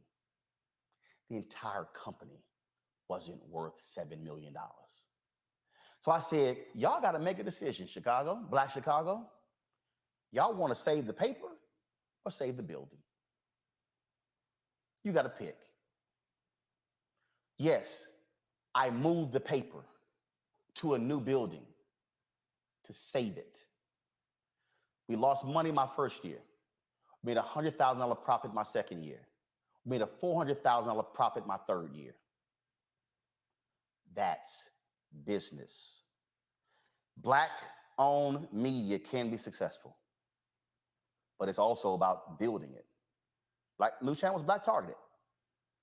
But now y'all understand, I hope, why y'all hear me talking about Black-owned advertising. Why y'all hear me talking about why we should get our fair share of the $1 billion the federal government spends every year on advertising. Now I hope you understand why I fight so hard to get our fair share of the $322 billion being spent every single year on advertising that Black-owned media gets 0.5 to 1%. Folks, can there be a Black-owned media network that is thriving and successful? Yes. Are we trying to build it at the Black Star Network? Yes. But do understand, I will not try to act like I'm at the Palm restaurant when all I got is Golden Corral money. You know what I'm gonna do? I'm gonna take my behind to the Golden Corral and go enjoy that meal. And then one day I'm gonna tell my staff, I'm gonna take all y'all out to dinner at the Palm restaurant. What we not gonna do is go to the Palm restaurant today and then I'm telling y'all how great it was when we were together because ain't nobody having any jobs. This is business. And people are hurting and I totally get it. But the bottom line is there were some strategic mistakes made by the folks at Black News Channel that led to today's decision. Let's hope others don't make the same mistake. My next guest, hold on one second. I do want folks to go right ahead and weigh in. I'll start with you, Michael Imhotep. Well, Roland, first of all, you just gave what we call in business school, we would call these case studies. You just gave a case study on an African-American media company, okay? African-American targeted media company. So that was fantastic what you just broke down. And, you know, I watched the Black News Channel. I know a lot of the people on there. And I think it was last Friday on your show, I talked about how your YouTube views are much greater than their YouTube views. So that was something I was noticing, and there was a disconnect. And then I'm looking at the content. They had good content, but I'm looking at the low YouTube views for most of their videos. Most videos don't get more than probably 2,000 views. Most of their videos. Then also, I remember it was some months ago, it talked about how out of 124 cable stations, they were like second from last, something like that. Yeah, so, second from last. They were tied with one of Byron Allen's cable networks. I think one of his cable networks. They were averaging 4,000 viewers in prime time. Yep. You know, so I have respect for J.C. Watts for what he was attempting to do. You know, I may disagree with him here and there. I have respect for what he was trying to do. Hopefully, something, this channel, I've been rolling with you since like 2016, Roland, since I used to guest host your nasty syndicated radio show. So hopefully something else will come along. Streaming is the future. Okay. And lastly, Peacock losing $1.7 billion, man. I'm in the wrong business. I mean, you got $1.7 billion to lose. Yeah, and again, and keep in mind, Nexstar flipped WGN America to launch News Nation, a cable network, and they're losing millions as well, but they're publicly traded, and they can afford that. When you have a sole investor, you have to protect every single dollar. Let me go to Kelly. Kelly? First and foremost, thank you for this masterclass on, communication strategy and business management. I mean, it was phenomenal. And you were absolutely right in everything you said. But the moral of the story here really is to just minimize your expenses and maximize your revenue. And BNC did not do that very well, if at all. And this is what happens when you don't do that. You bite off more than you can chew, and you just you fail, in every sense of the word in this regard. Like, they did have wonderful numbers when it came to the confirmation hearings this week. It's too late. But that's not enough to carry a news station. Yep. Like you said, like, you need to really be cognizant of how you spend your money and stop comparing yourself to stations and networks that are decades in the making. Like, CNN was not built in a day. Nope. CNN wasn't even built in 3 years. Nope. So you have to take that into consideration when you're building anything, let alone a network. They could have done so many other things that would have been far more impactful than what they did, and still would be here today had they done those things. They could have started off in YouTube. They could have started off in TikTok. They could have started not in the middle of a pandemic, And actually, you know what? No. See, here's where, again, I totally hear what you just said. And again, to my next guest, seriously, I'm sorry, but I got to say this here. I'm just going to be perfectly honest with you. We were averaging around $25,000 a month on YouTube in 2020. And then, in 2019. 2020 hit January to April of 2020. We were averaging anywhere from 18,000 to 25,000. May hit, we hit 78,000. June hit, we hit 85,000. July hit, we hit 88,000. August hit, we hit 95,000. 90,000 in September, 90,000 in October, 95,000 in November, 103,000 in December. That was during COVID. I had cut my staff by 20%. I cut my salary by 75% on April 4th, 2020. I restored 10% of the staff salary in July. I restored the second 10% in August. During COVID, our numbers exploded. But again, and I did not lay off one person, but it was managing your expectations and managing your expenses that allowed me to restore everybody's salary 3 months later, and allow us to be able to thrive.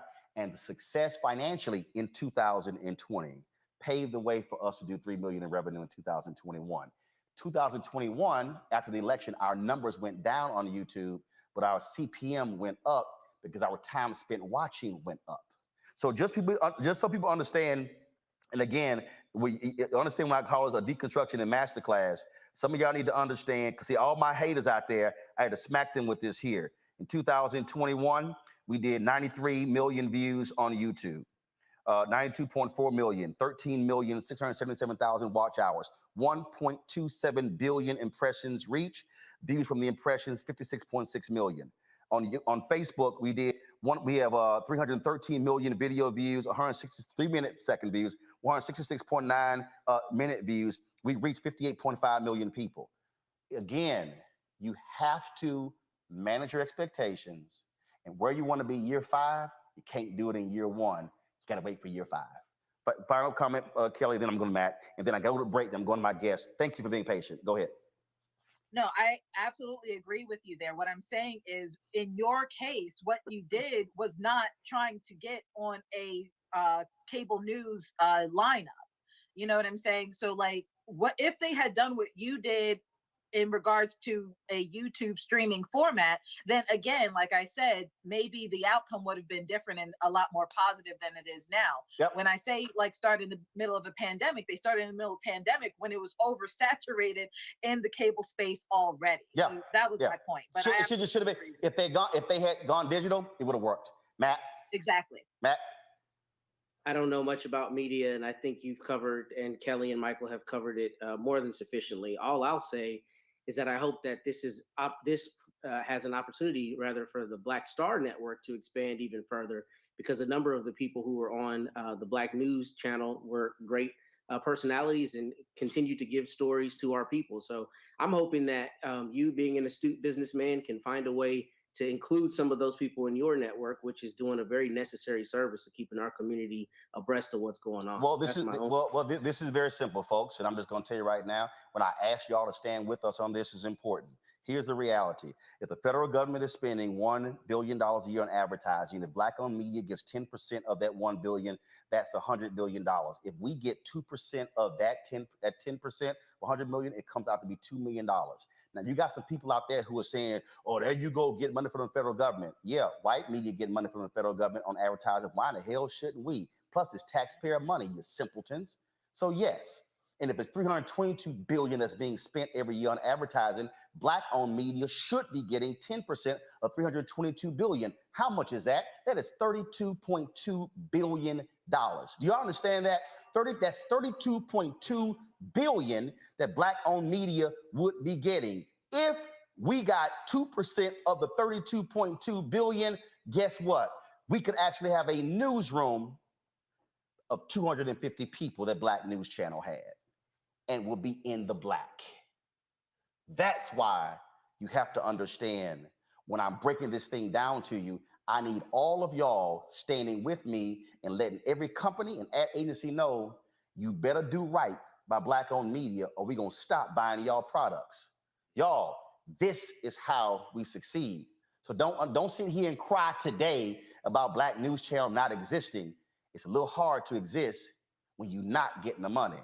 And in the words of Frank Lucas, an American Gangster played by Denzel, I'm gonna get that money. Support Black Star Network. Download the app, Apple phone, Android phone, Apple TV, Roku TV, Amazon Fire, Xbox One, Samsung Smart TV. Y'all, we had about 34,000. We need to hit 100,000 downloads, because when I go to advertisers, that's also money. We got to get you to do the downloads.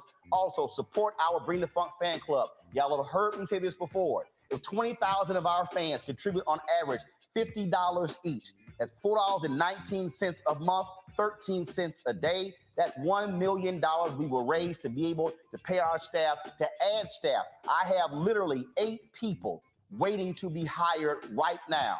We just launched 4 new shows in February on the Black Star Network. I got 4 new shows in development. I got to hire more staff. You want to send your check or money order, P.O. Box 57196, Washington, D.C. 20037. I ain't got a billionaire giving me $50 million, but I guarantee you, if I had that $50 million, oh, shit. Cash App, $ RM Unfiltered. PayPal is R Martin Unfiltered. Venmo is RM Unfiltered. Zelle, Roland at RolandSMartin.com, Roland at RolandMartinUnfiltered.com. And just understand, I'm a 1987 graduate of Jack Yates High School, Madison School of Communications. This is what I went to school for. It's all I've done for 40 years. So don't act like I don't know what I'm talking about. Coming up, remember the story out of Orlando? Baby was injured when the father fired a warning shot when the cops bust in. They dropped the charges, but there's still some drama. We'll discuss that next, right here. Roland Martin Unfiltered, the Black Star Network, Black owned and in the black.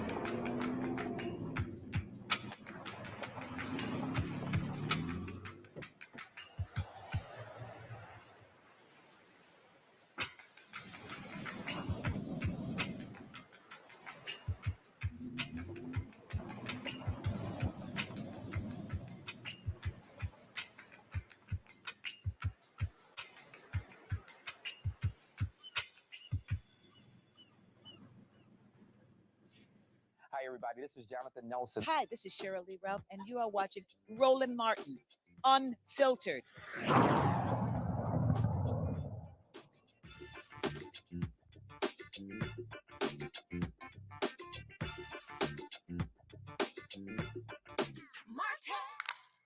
Okay. All right, folks. Last month, we told you about the story of a Florida father facing attempted murder charges for shooting at police officers during a late-night attempt to execute a search warrant. The good news, the state dropped all charges against Corey Marino Jr. this week, but his lawyers are still seeking justice for one-year-old Silent, who was injured in police custody. The police and his brother give different accounts of how the child was hurt. Joining us to update the case is Corey Marino Jr. from Florida and his attorney, James A. Bryant from Los Angeles. Gentlemen, glad to have both of you here. First and foremost, Corey, you got to feel good. They dropped the charges. Thank goodness. Yes, sir. Yes, sir. I mean, look, you're lawful gun owner. You're in your house. You don't know who the hell's busting in your doors. Right. Yes, sir. So, hey, I'm just happy that they dropped all charges, and I'm just really blessed. But let's talk about when it comes to your son. So exactly what's going on there. And first of all, let people know again what happened so folks understand how your son was injured and what is his condition today. Okay, so it was about 4-something in the morning. Police did a search warrant. I heard a bang at my door. I jumped up, grabbed my firearm. By the time I got midway in the hallway, I heard another bang and my door swung open. It was pitch black out the door. I fired a shot at the door. And once I heard it was the police department, I lowered my firearm. I was screaming that my gun is down, my gun is down. I walked outside, I put my hands up and I got on the ground and I was arrested after that.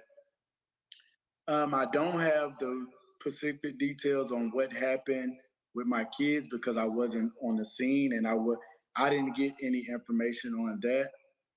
Their mom got all the information about that. James, tell us about that.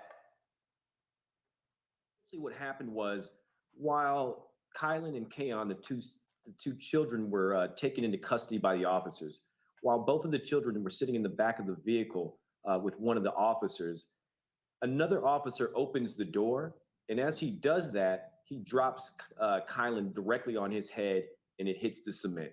And he suffers some serious head injuries as a result of that fall. So, and he suffered that, and he's still having issues? Absolutely. As we kind of described before, he was a little over 1 year of age at that time. And so he's dealing with still odd behavioral issues.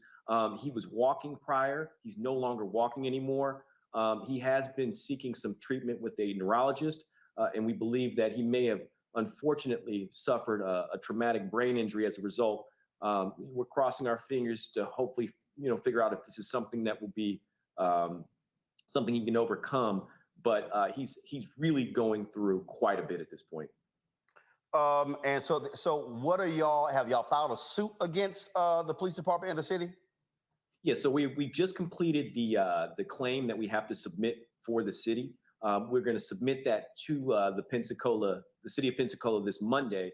And we're also looking at, beyond just state tort charges, we're looking at a federal 1983 civil rights violation for failure to render aid for Kylan when he was injured during this situation. I'm not sure if you recall, but the EMS had come. The police essentially told the EMS to leave, not to take him to the emergency room. They tried to play it as if he had barely suffered any injuries. When Ms. Dixon appears to pick up her child, she recognizes that he's unrecognizable. And when she says she needs to take him to the emergency room, they tried to dissuade her from doing that as well. And so they failed to render aid to this child. And we plan on holding whomever failed to assist this child accountable. And Corey, how are y'all? What is your plan of action for your son? You're talking about for the claim? In terms of monitoring him, in terms of making sure that he's getting the top medical care, and for what has happened. Oh, okay. Mom is monitoring him throughout the day. throughout the night. We take turns on monitoring him to make sure that he's cooperating the right way. You know, he wants to be up under us at all times. He don't want to be nowhere away from us. So he clings on to us more than he has. Indeed, I know you're sitting there with your pastor as well. So glad that he is offering support in this. James, anything else? Yeah, we just want to first of all thank you for having us on the show and following up. I mean, this is it is not a typical situation that the state attorney will drop charges like this, especially for a Black man, and he is in Pensacola. But we want to thank the state attorney for doing their due diligence on this. But we're going to continue to get justice, and believe me, Roland, I think there's a lot more stuff going to be coming out of Pensacola in the near future. So just stand by. Last thing, Corey, you lost your job from the credit union. What's up with that? Did they give a job back? What's going on there? Yes, sir. They reinstated me. Oh, they reinstated you. They apologize to you? No, they really didn't apologize, but they did. They apologized. They apologized. They reinstated him. They gave him full back pay pending but they haven't spoken to him directly, but they did speak with me, and they profusely apologized. Okay. Well, I just want to make sure we're going to be rolling up on the credit union. This guy, Navy Federal Credit Union did the right thing. And I appreciate them for taking care of this young man. They kept his benefits, and he's still there, brother. Very wise, because we will put the Roller-mobile on the road. Gentlemen, I appreciate it. Thank you so very much. And we'll be praying for your son. All right, thank you. All right, folks, got to go to break. We come back. Education Matters segment, talking about educational inequities. You're watching Roland Martin Unfiltered right here on the Black Star Network. Now, did you ever want to do a soap opera? I did it before, Another World. I did it years ago with Joe Morgan Freeman, called Another World. It's the funk now, but that's how I started in TV. My first job. My very first TV job. Joe Morton and Morgan Freeman were on a soap opera? Together. Yes, I know. Oh, I loved it. I played a prostitute. I was real raw. My name was Lily Mason. I was a hoe on Tuesday, and I owned the town 2 weeks later. That's how they do you. Right, that's how soap opera. You evolve. Yeah. Right. So now I'm on this, but I'm rich right from Jump Street. So I'm loving it.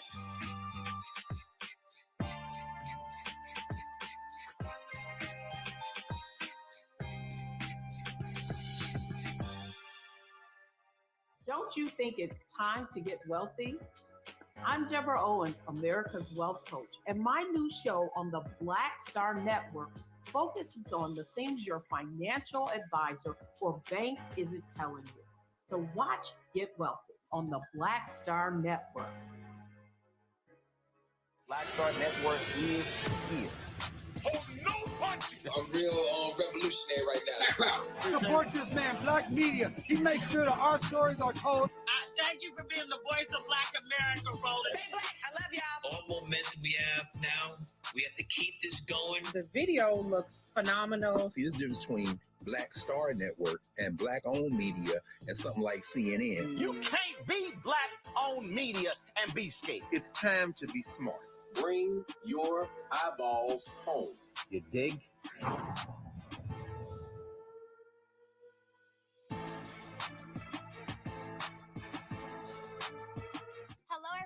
It's Kiara Sheard. Hey, I'm Taj.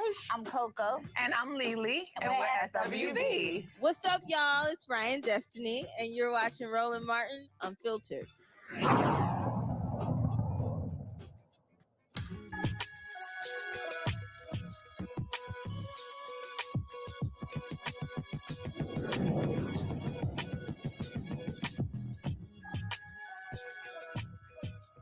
Black teachers account for less than 10% of the teaching workforce. Studies have shown that Black students excel and are more likely to graduate when educated by Black teachers. Joining us now in this School Choice is the Black Choice Education Matters segment is the Center for Black Educator Development. They are closing the educational inequity gap by training and recruiting diverse teachers. They also mentor youth and those interested and have a career in teaching. Sharif El-Mekki, Sharif El-Mekki, founder and chief executive officer of the Center for Black Educator Development, joins us from Philadelphia. So how are you doing it? And how are you targeting them? How are you training them to be successful? Yeah, we basically have a model for high school students, college youth to engage in activism. And we look at teaching as activism. We look at teaching Black children well as the purest form of activism. And we give them the opportunity to have a clinical experience teaching first, second, and third graders literacy, positive racial identity development, and being coached by our staff. Our high school students came up with a hashtag, We Need Black Teachers, as a campaign to let people know this is what they believe in, this is what they think.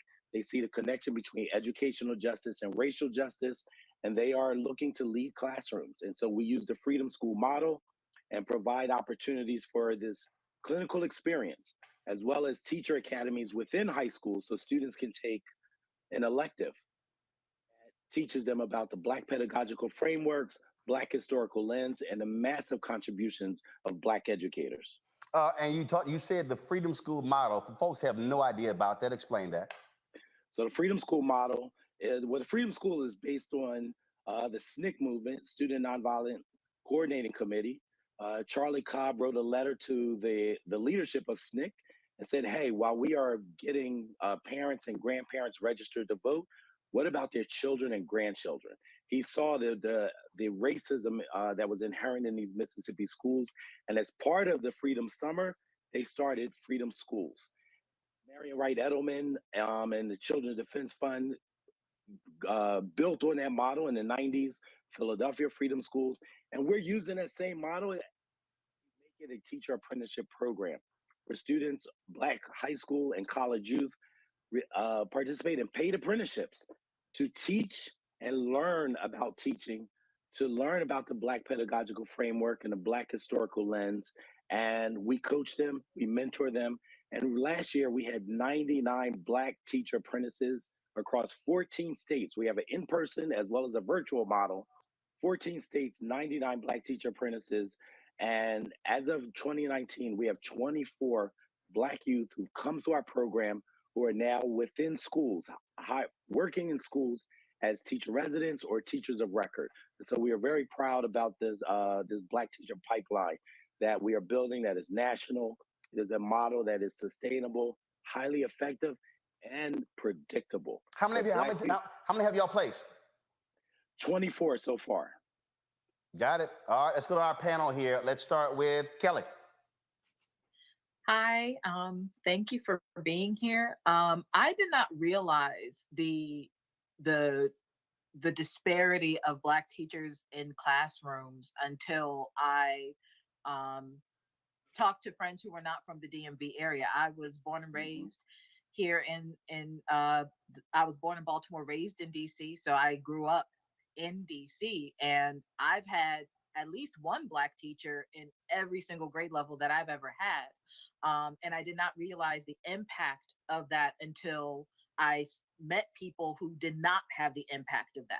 So could you explain to those of us who take Black teachers for granted exactly what it means to have a Black teacher in the classroom from the time you get into school at 3, 4, 5 years old to the time you get into college? Well, we know short term that Black students that have a Black teacher have a higher sense of belongingness, better grades, better attendance, better test scores. They see themselves within the curriculum. They're able to see the connection between real world applications and what's being taught. Dr. Constance Lindsay and her colleagues showed that long term, over 100,000 of students across multiple states, they saw that a Black student with a single Black teacher, it was up to 39% less likely to drop out and up to 29% more likely to go to college. So what we know, and what we've known for a long time, while we're talking about it more today, Caroline LeCount was demanding more Black educators in the 1800s here in Philadelphia. The 1967 Black student walkout in Philadelphia, where Frank Rizzo sicked his goons on these Black youth. One of their demands was more Black teachers because they knew about the positive racial identity development, the understanding and seeing themselves within the curriculum was absolutely critical for their success. They saw Black teachers have higher expectations, as well as higher support, and they see this as a community. They see themselves within these students, and they know the difference between the job and the actual work. Many educator prep programs prepare people to work in the systems. Often Black teachers know how to work in communities, and that is a very big difference in mindset. Michael. All right, Brother Sharif, thanks for coming on today, sharing this information with us. With your teacher apprenticeships, is it one training, one type of course for all different subjects that teachers may teach, or is it tailored to specific subjects they may teach? Can you explain that some? Absolutely. So we landed on Black literacy. We landed on what could a ninth grader in high school teach a first grader? Do you teach ST before TH? Do you teach RH before, LE? Like, we really used the research, Dr. Nell Duke, as well as others, Dr. Tatum. What could high school and college Black apprentices learn about literacy and then teach to first, second, and third graders? Avoiding the summer slide, understanding literacy is the foundation for any subject they may teach in the future. Right. But then also the positive racial identity development. What is it that ensures that these Black children, as well as the Black youth who are serving as apprentices, understand about the legacy, about their impact, about their contributions? Many educators who are trained to work with our children through traditional models learn about white educational theorists and white behavior theorists. They learn about Horace Mann, John Dewey, B.F. Skinner, Piaget, people who have theories that didn't even include Black youth. But suppose we have Black youth who learn about Dr. Carter G. Woodson and Nanny Helen Burroughs and Mary McLeod Bethune and Lucy Craft Laney, and what they thought about teaching and learning in our communities. So literacy, positive racial identity development, and then some kind of educational activism activity. But we grounded it in literacy. Okay, thank you. Matt? Thanks for coming on, Brother Sharif, and sharing the program. I'm particularly interested in, I have two questions, basically. Sure. One, how you develop that cultural pedagogy, because I think that's incredibly important. And the second question is, for college students who are coming out, who are going to teach, what have you done to incentivize them joining the program rather than Teach for America, where we know there's a bunch of complaints about how people go and get a master's degree, don't invest in the community, and just leave and use it as kind of a revolving door? What, if anything, have you done to get that contingent of teachers to make sure they invest in the community and invest in the students' outcomes? We've been very fortunate to engage with college youth who are actually from the community. So in person, we are in Philadelphia, Camden, and in this summer, we'll be in Detroit. And then virtually, as I mentioned, it'll be 14 states this past summer. The Black college students who engage us are interested in leading classrooms. They're interested in the connection between activism and teaching, the connection between educational justice and racial justice. Some of them said, like, you know what, I had a negative experience in school. And we say, consider becoming the teacher that you wish you had and knew you needed. Consider becoming the vanguards, leading a classroom to support your younger brother, younger sister, your younger community member. And these, you know what, brother, it's been absolutely amazing to see the activism. But the activism in youth is not new, right? We knew the SNCC, Black Panther Party, and so many other movements were grounded in the youth. And we're just tapping into that activism, that sense of justice, and tying it into the purest form of activism, which is teaching Black children well. So that opportunity that our students have been involved in has been really profound. We have 4 young men, for example, that are our inaugural Black Teacher Pipeline Fellows. This is a partnership with the United Negro College Fund. These young men have gone through our program. They're in college now at Morehouse, Westchester, College of Worcester, Howard University. And they've saying, I'm coming back to Philadelphia to teach, to lead classrooms. And in partnership with UNCF, we're providing them with last dollar scholarships, as well as retention stipends once they start teaching for their first 4 years of teaching. But what we're doing is building a community. And these students are from these communities, and what they're vowing is to return, give back, and lead. And as Mary Church Terrell used to say, educators lift as they climb, and that's what these college youth are intent on doing. All right, Sharif, we appreciate it. If folks want to get more information, where do they go? www.thecenterblacked.org. And we're on all the social media platforms. #We need Black teachers. All right, then. And we do need Black teachers. We appreciate it. Thank you so very much. All right, folks. That is it for us, folks. Let me thank Kelly, Matt, and Michael for joining us on this Friday. I also want to thank the folks who have been sending me, they've been sending me, folks who have already been joining our Bring the Funk fan club as we were live. Anthony Love joined us, Brashana Hill, Samato Dabney, Stephanie Carradine, Thomas Drew Jr., DKP24, Jasmine Breedlove, Terry Ann Ray, Patricia Briggs, Larnell Farmer, Joan Warren, Letitia Cright, let's see here, Sharon Aved, Charlie Stokes, Clinton Holmes, Quentin Green, Tommy Williams. I want to thank all of you. I'm leaving out one person. Hold up, let's see right here. On Zell, Etha, or Etha Dawson, and also Adrian Hood. Thank you so very much. As well, folks. Please, we want you to support. Oh, I'll lift up one. Let's see here. Gordon Lucas and Ingrid Montgomery just came in, and then Venmo Renee Sumby. So, folks, I appreciate it. Again, when y'all support what we do, it makes it possible for us to do what we do.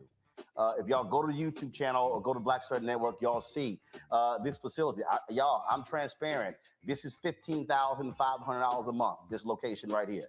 That's what this costs. Okay? I was just checking our P&L statement for February. Our monthly expenses, listen to me carefully, our monthly expenses for Roland Martin Unfiltered is $96,000 a month. $96,000 a month. So when I say your support is huge, when I just sat there yesterday and had to open 60 envelopes, and it was about a total of $10,000 in money orders and checks, trust me, that's huge for us. It pays staff, it pays light bill, it pays gas, it pays all the different things. And so when you support us, trust me, it matters. Again, 2020, man, y'all came strong. $672,000 y'all gave in 2020. Y'all came stronger in 2021 with $827,000. We are hoping we can hit our goal of $1 million from our fan base in 2022. Cash App is $RM Unfiltered. PayPal is R Martin Unfiltered. Venmo is RM Unfiltered. Zelle is Roland at RolandSMartin.com. Roland at RolandMartinUnfiltered.com. Of course, the P.O. Box for a check or money order is P.O. Box 57196, Washington, D.C. 20037. And I'm telling y'all, I need y'all to understand, I am working hard to go working with Congressman Hank Johnson to go after this federal advertising money. I'm not apologizing to anybody. All you fake new so-called black media people want to run y'all mouth, talk about, oh, they getting government money. Guess what? That's our money, taxpayer money. So first of all, I'm trying to figure out how in the hell y'all sitting there hollering about reparations, but then you're going to get mad with somebody black trying to actually get advertising money from the federal government. Where in the hell your reparations going to come from? See how dumb some folks don't even think? So when we're fighting for black-owned companies to get federal contracts, that's taxpayer dollar. Billions of dollars. Do y'all understand the federal government is going to spend $660 billion on infrastructure as a result of the infrastructure bill that was passed? Why in the hell shouldn't black-owned companies get a portion of that $660 billion? Some of y'all are stuck on stupid when it comes to understanding the business. That's why I don't even listen to some of y'all when y'all run y'all mouth. But I'm telling y'all right now, you need to understand what we're trying to do, what we're trying to build, how we're trying to go, and those dollars are important. So when we call companies out, we need y'all to stand with us because we got to be able to build and grow this thing in a serious and unique way. Folks, I appreciate it. We scroll all those people who have already given. Please, you want your name on that list? Please contribute. Guys, I'm going to see y'all on Monday. Ho!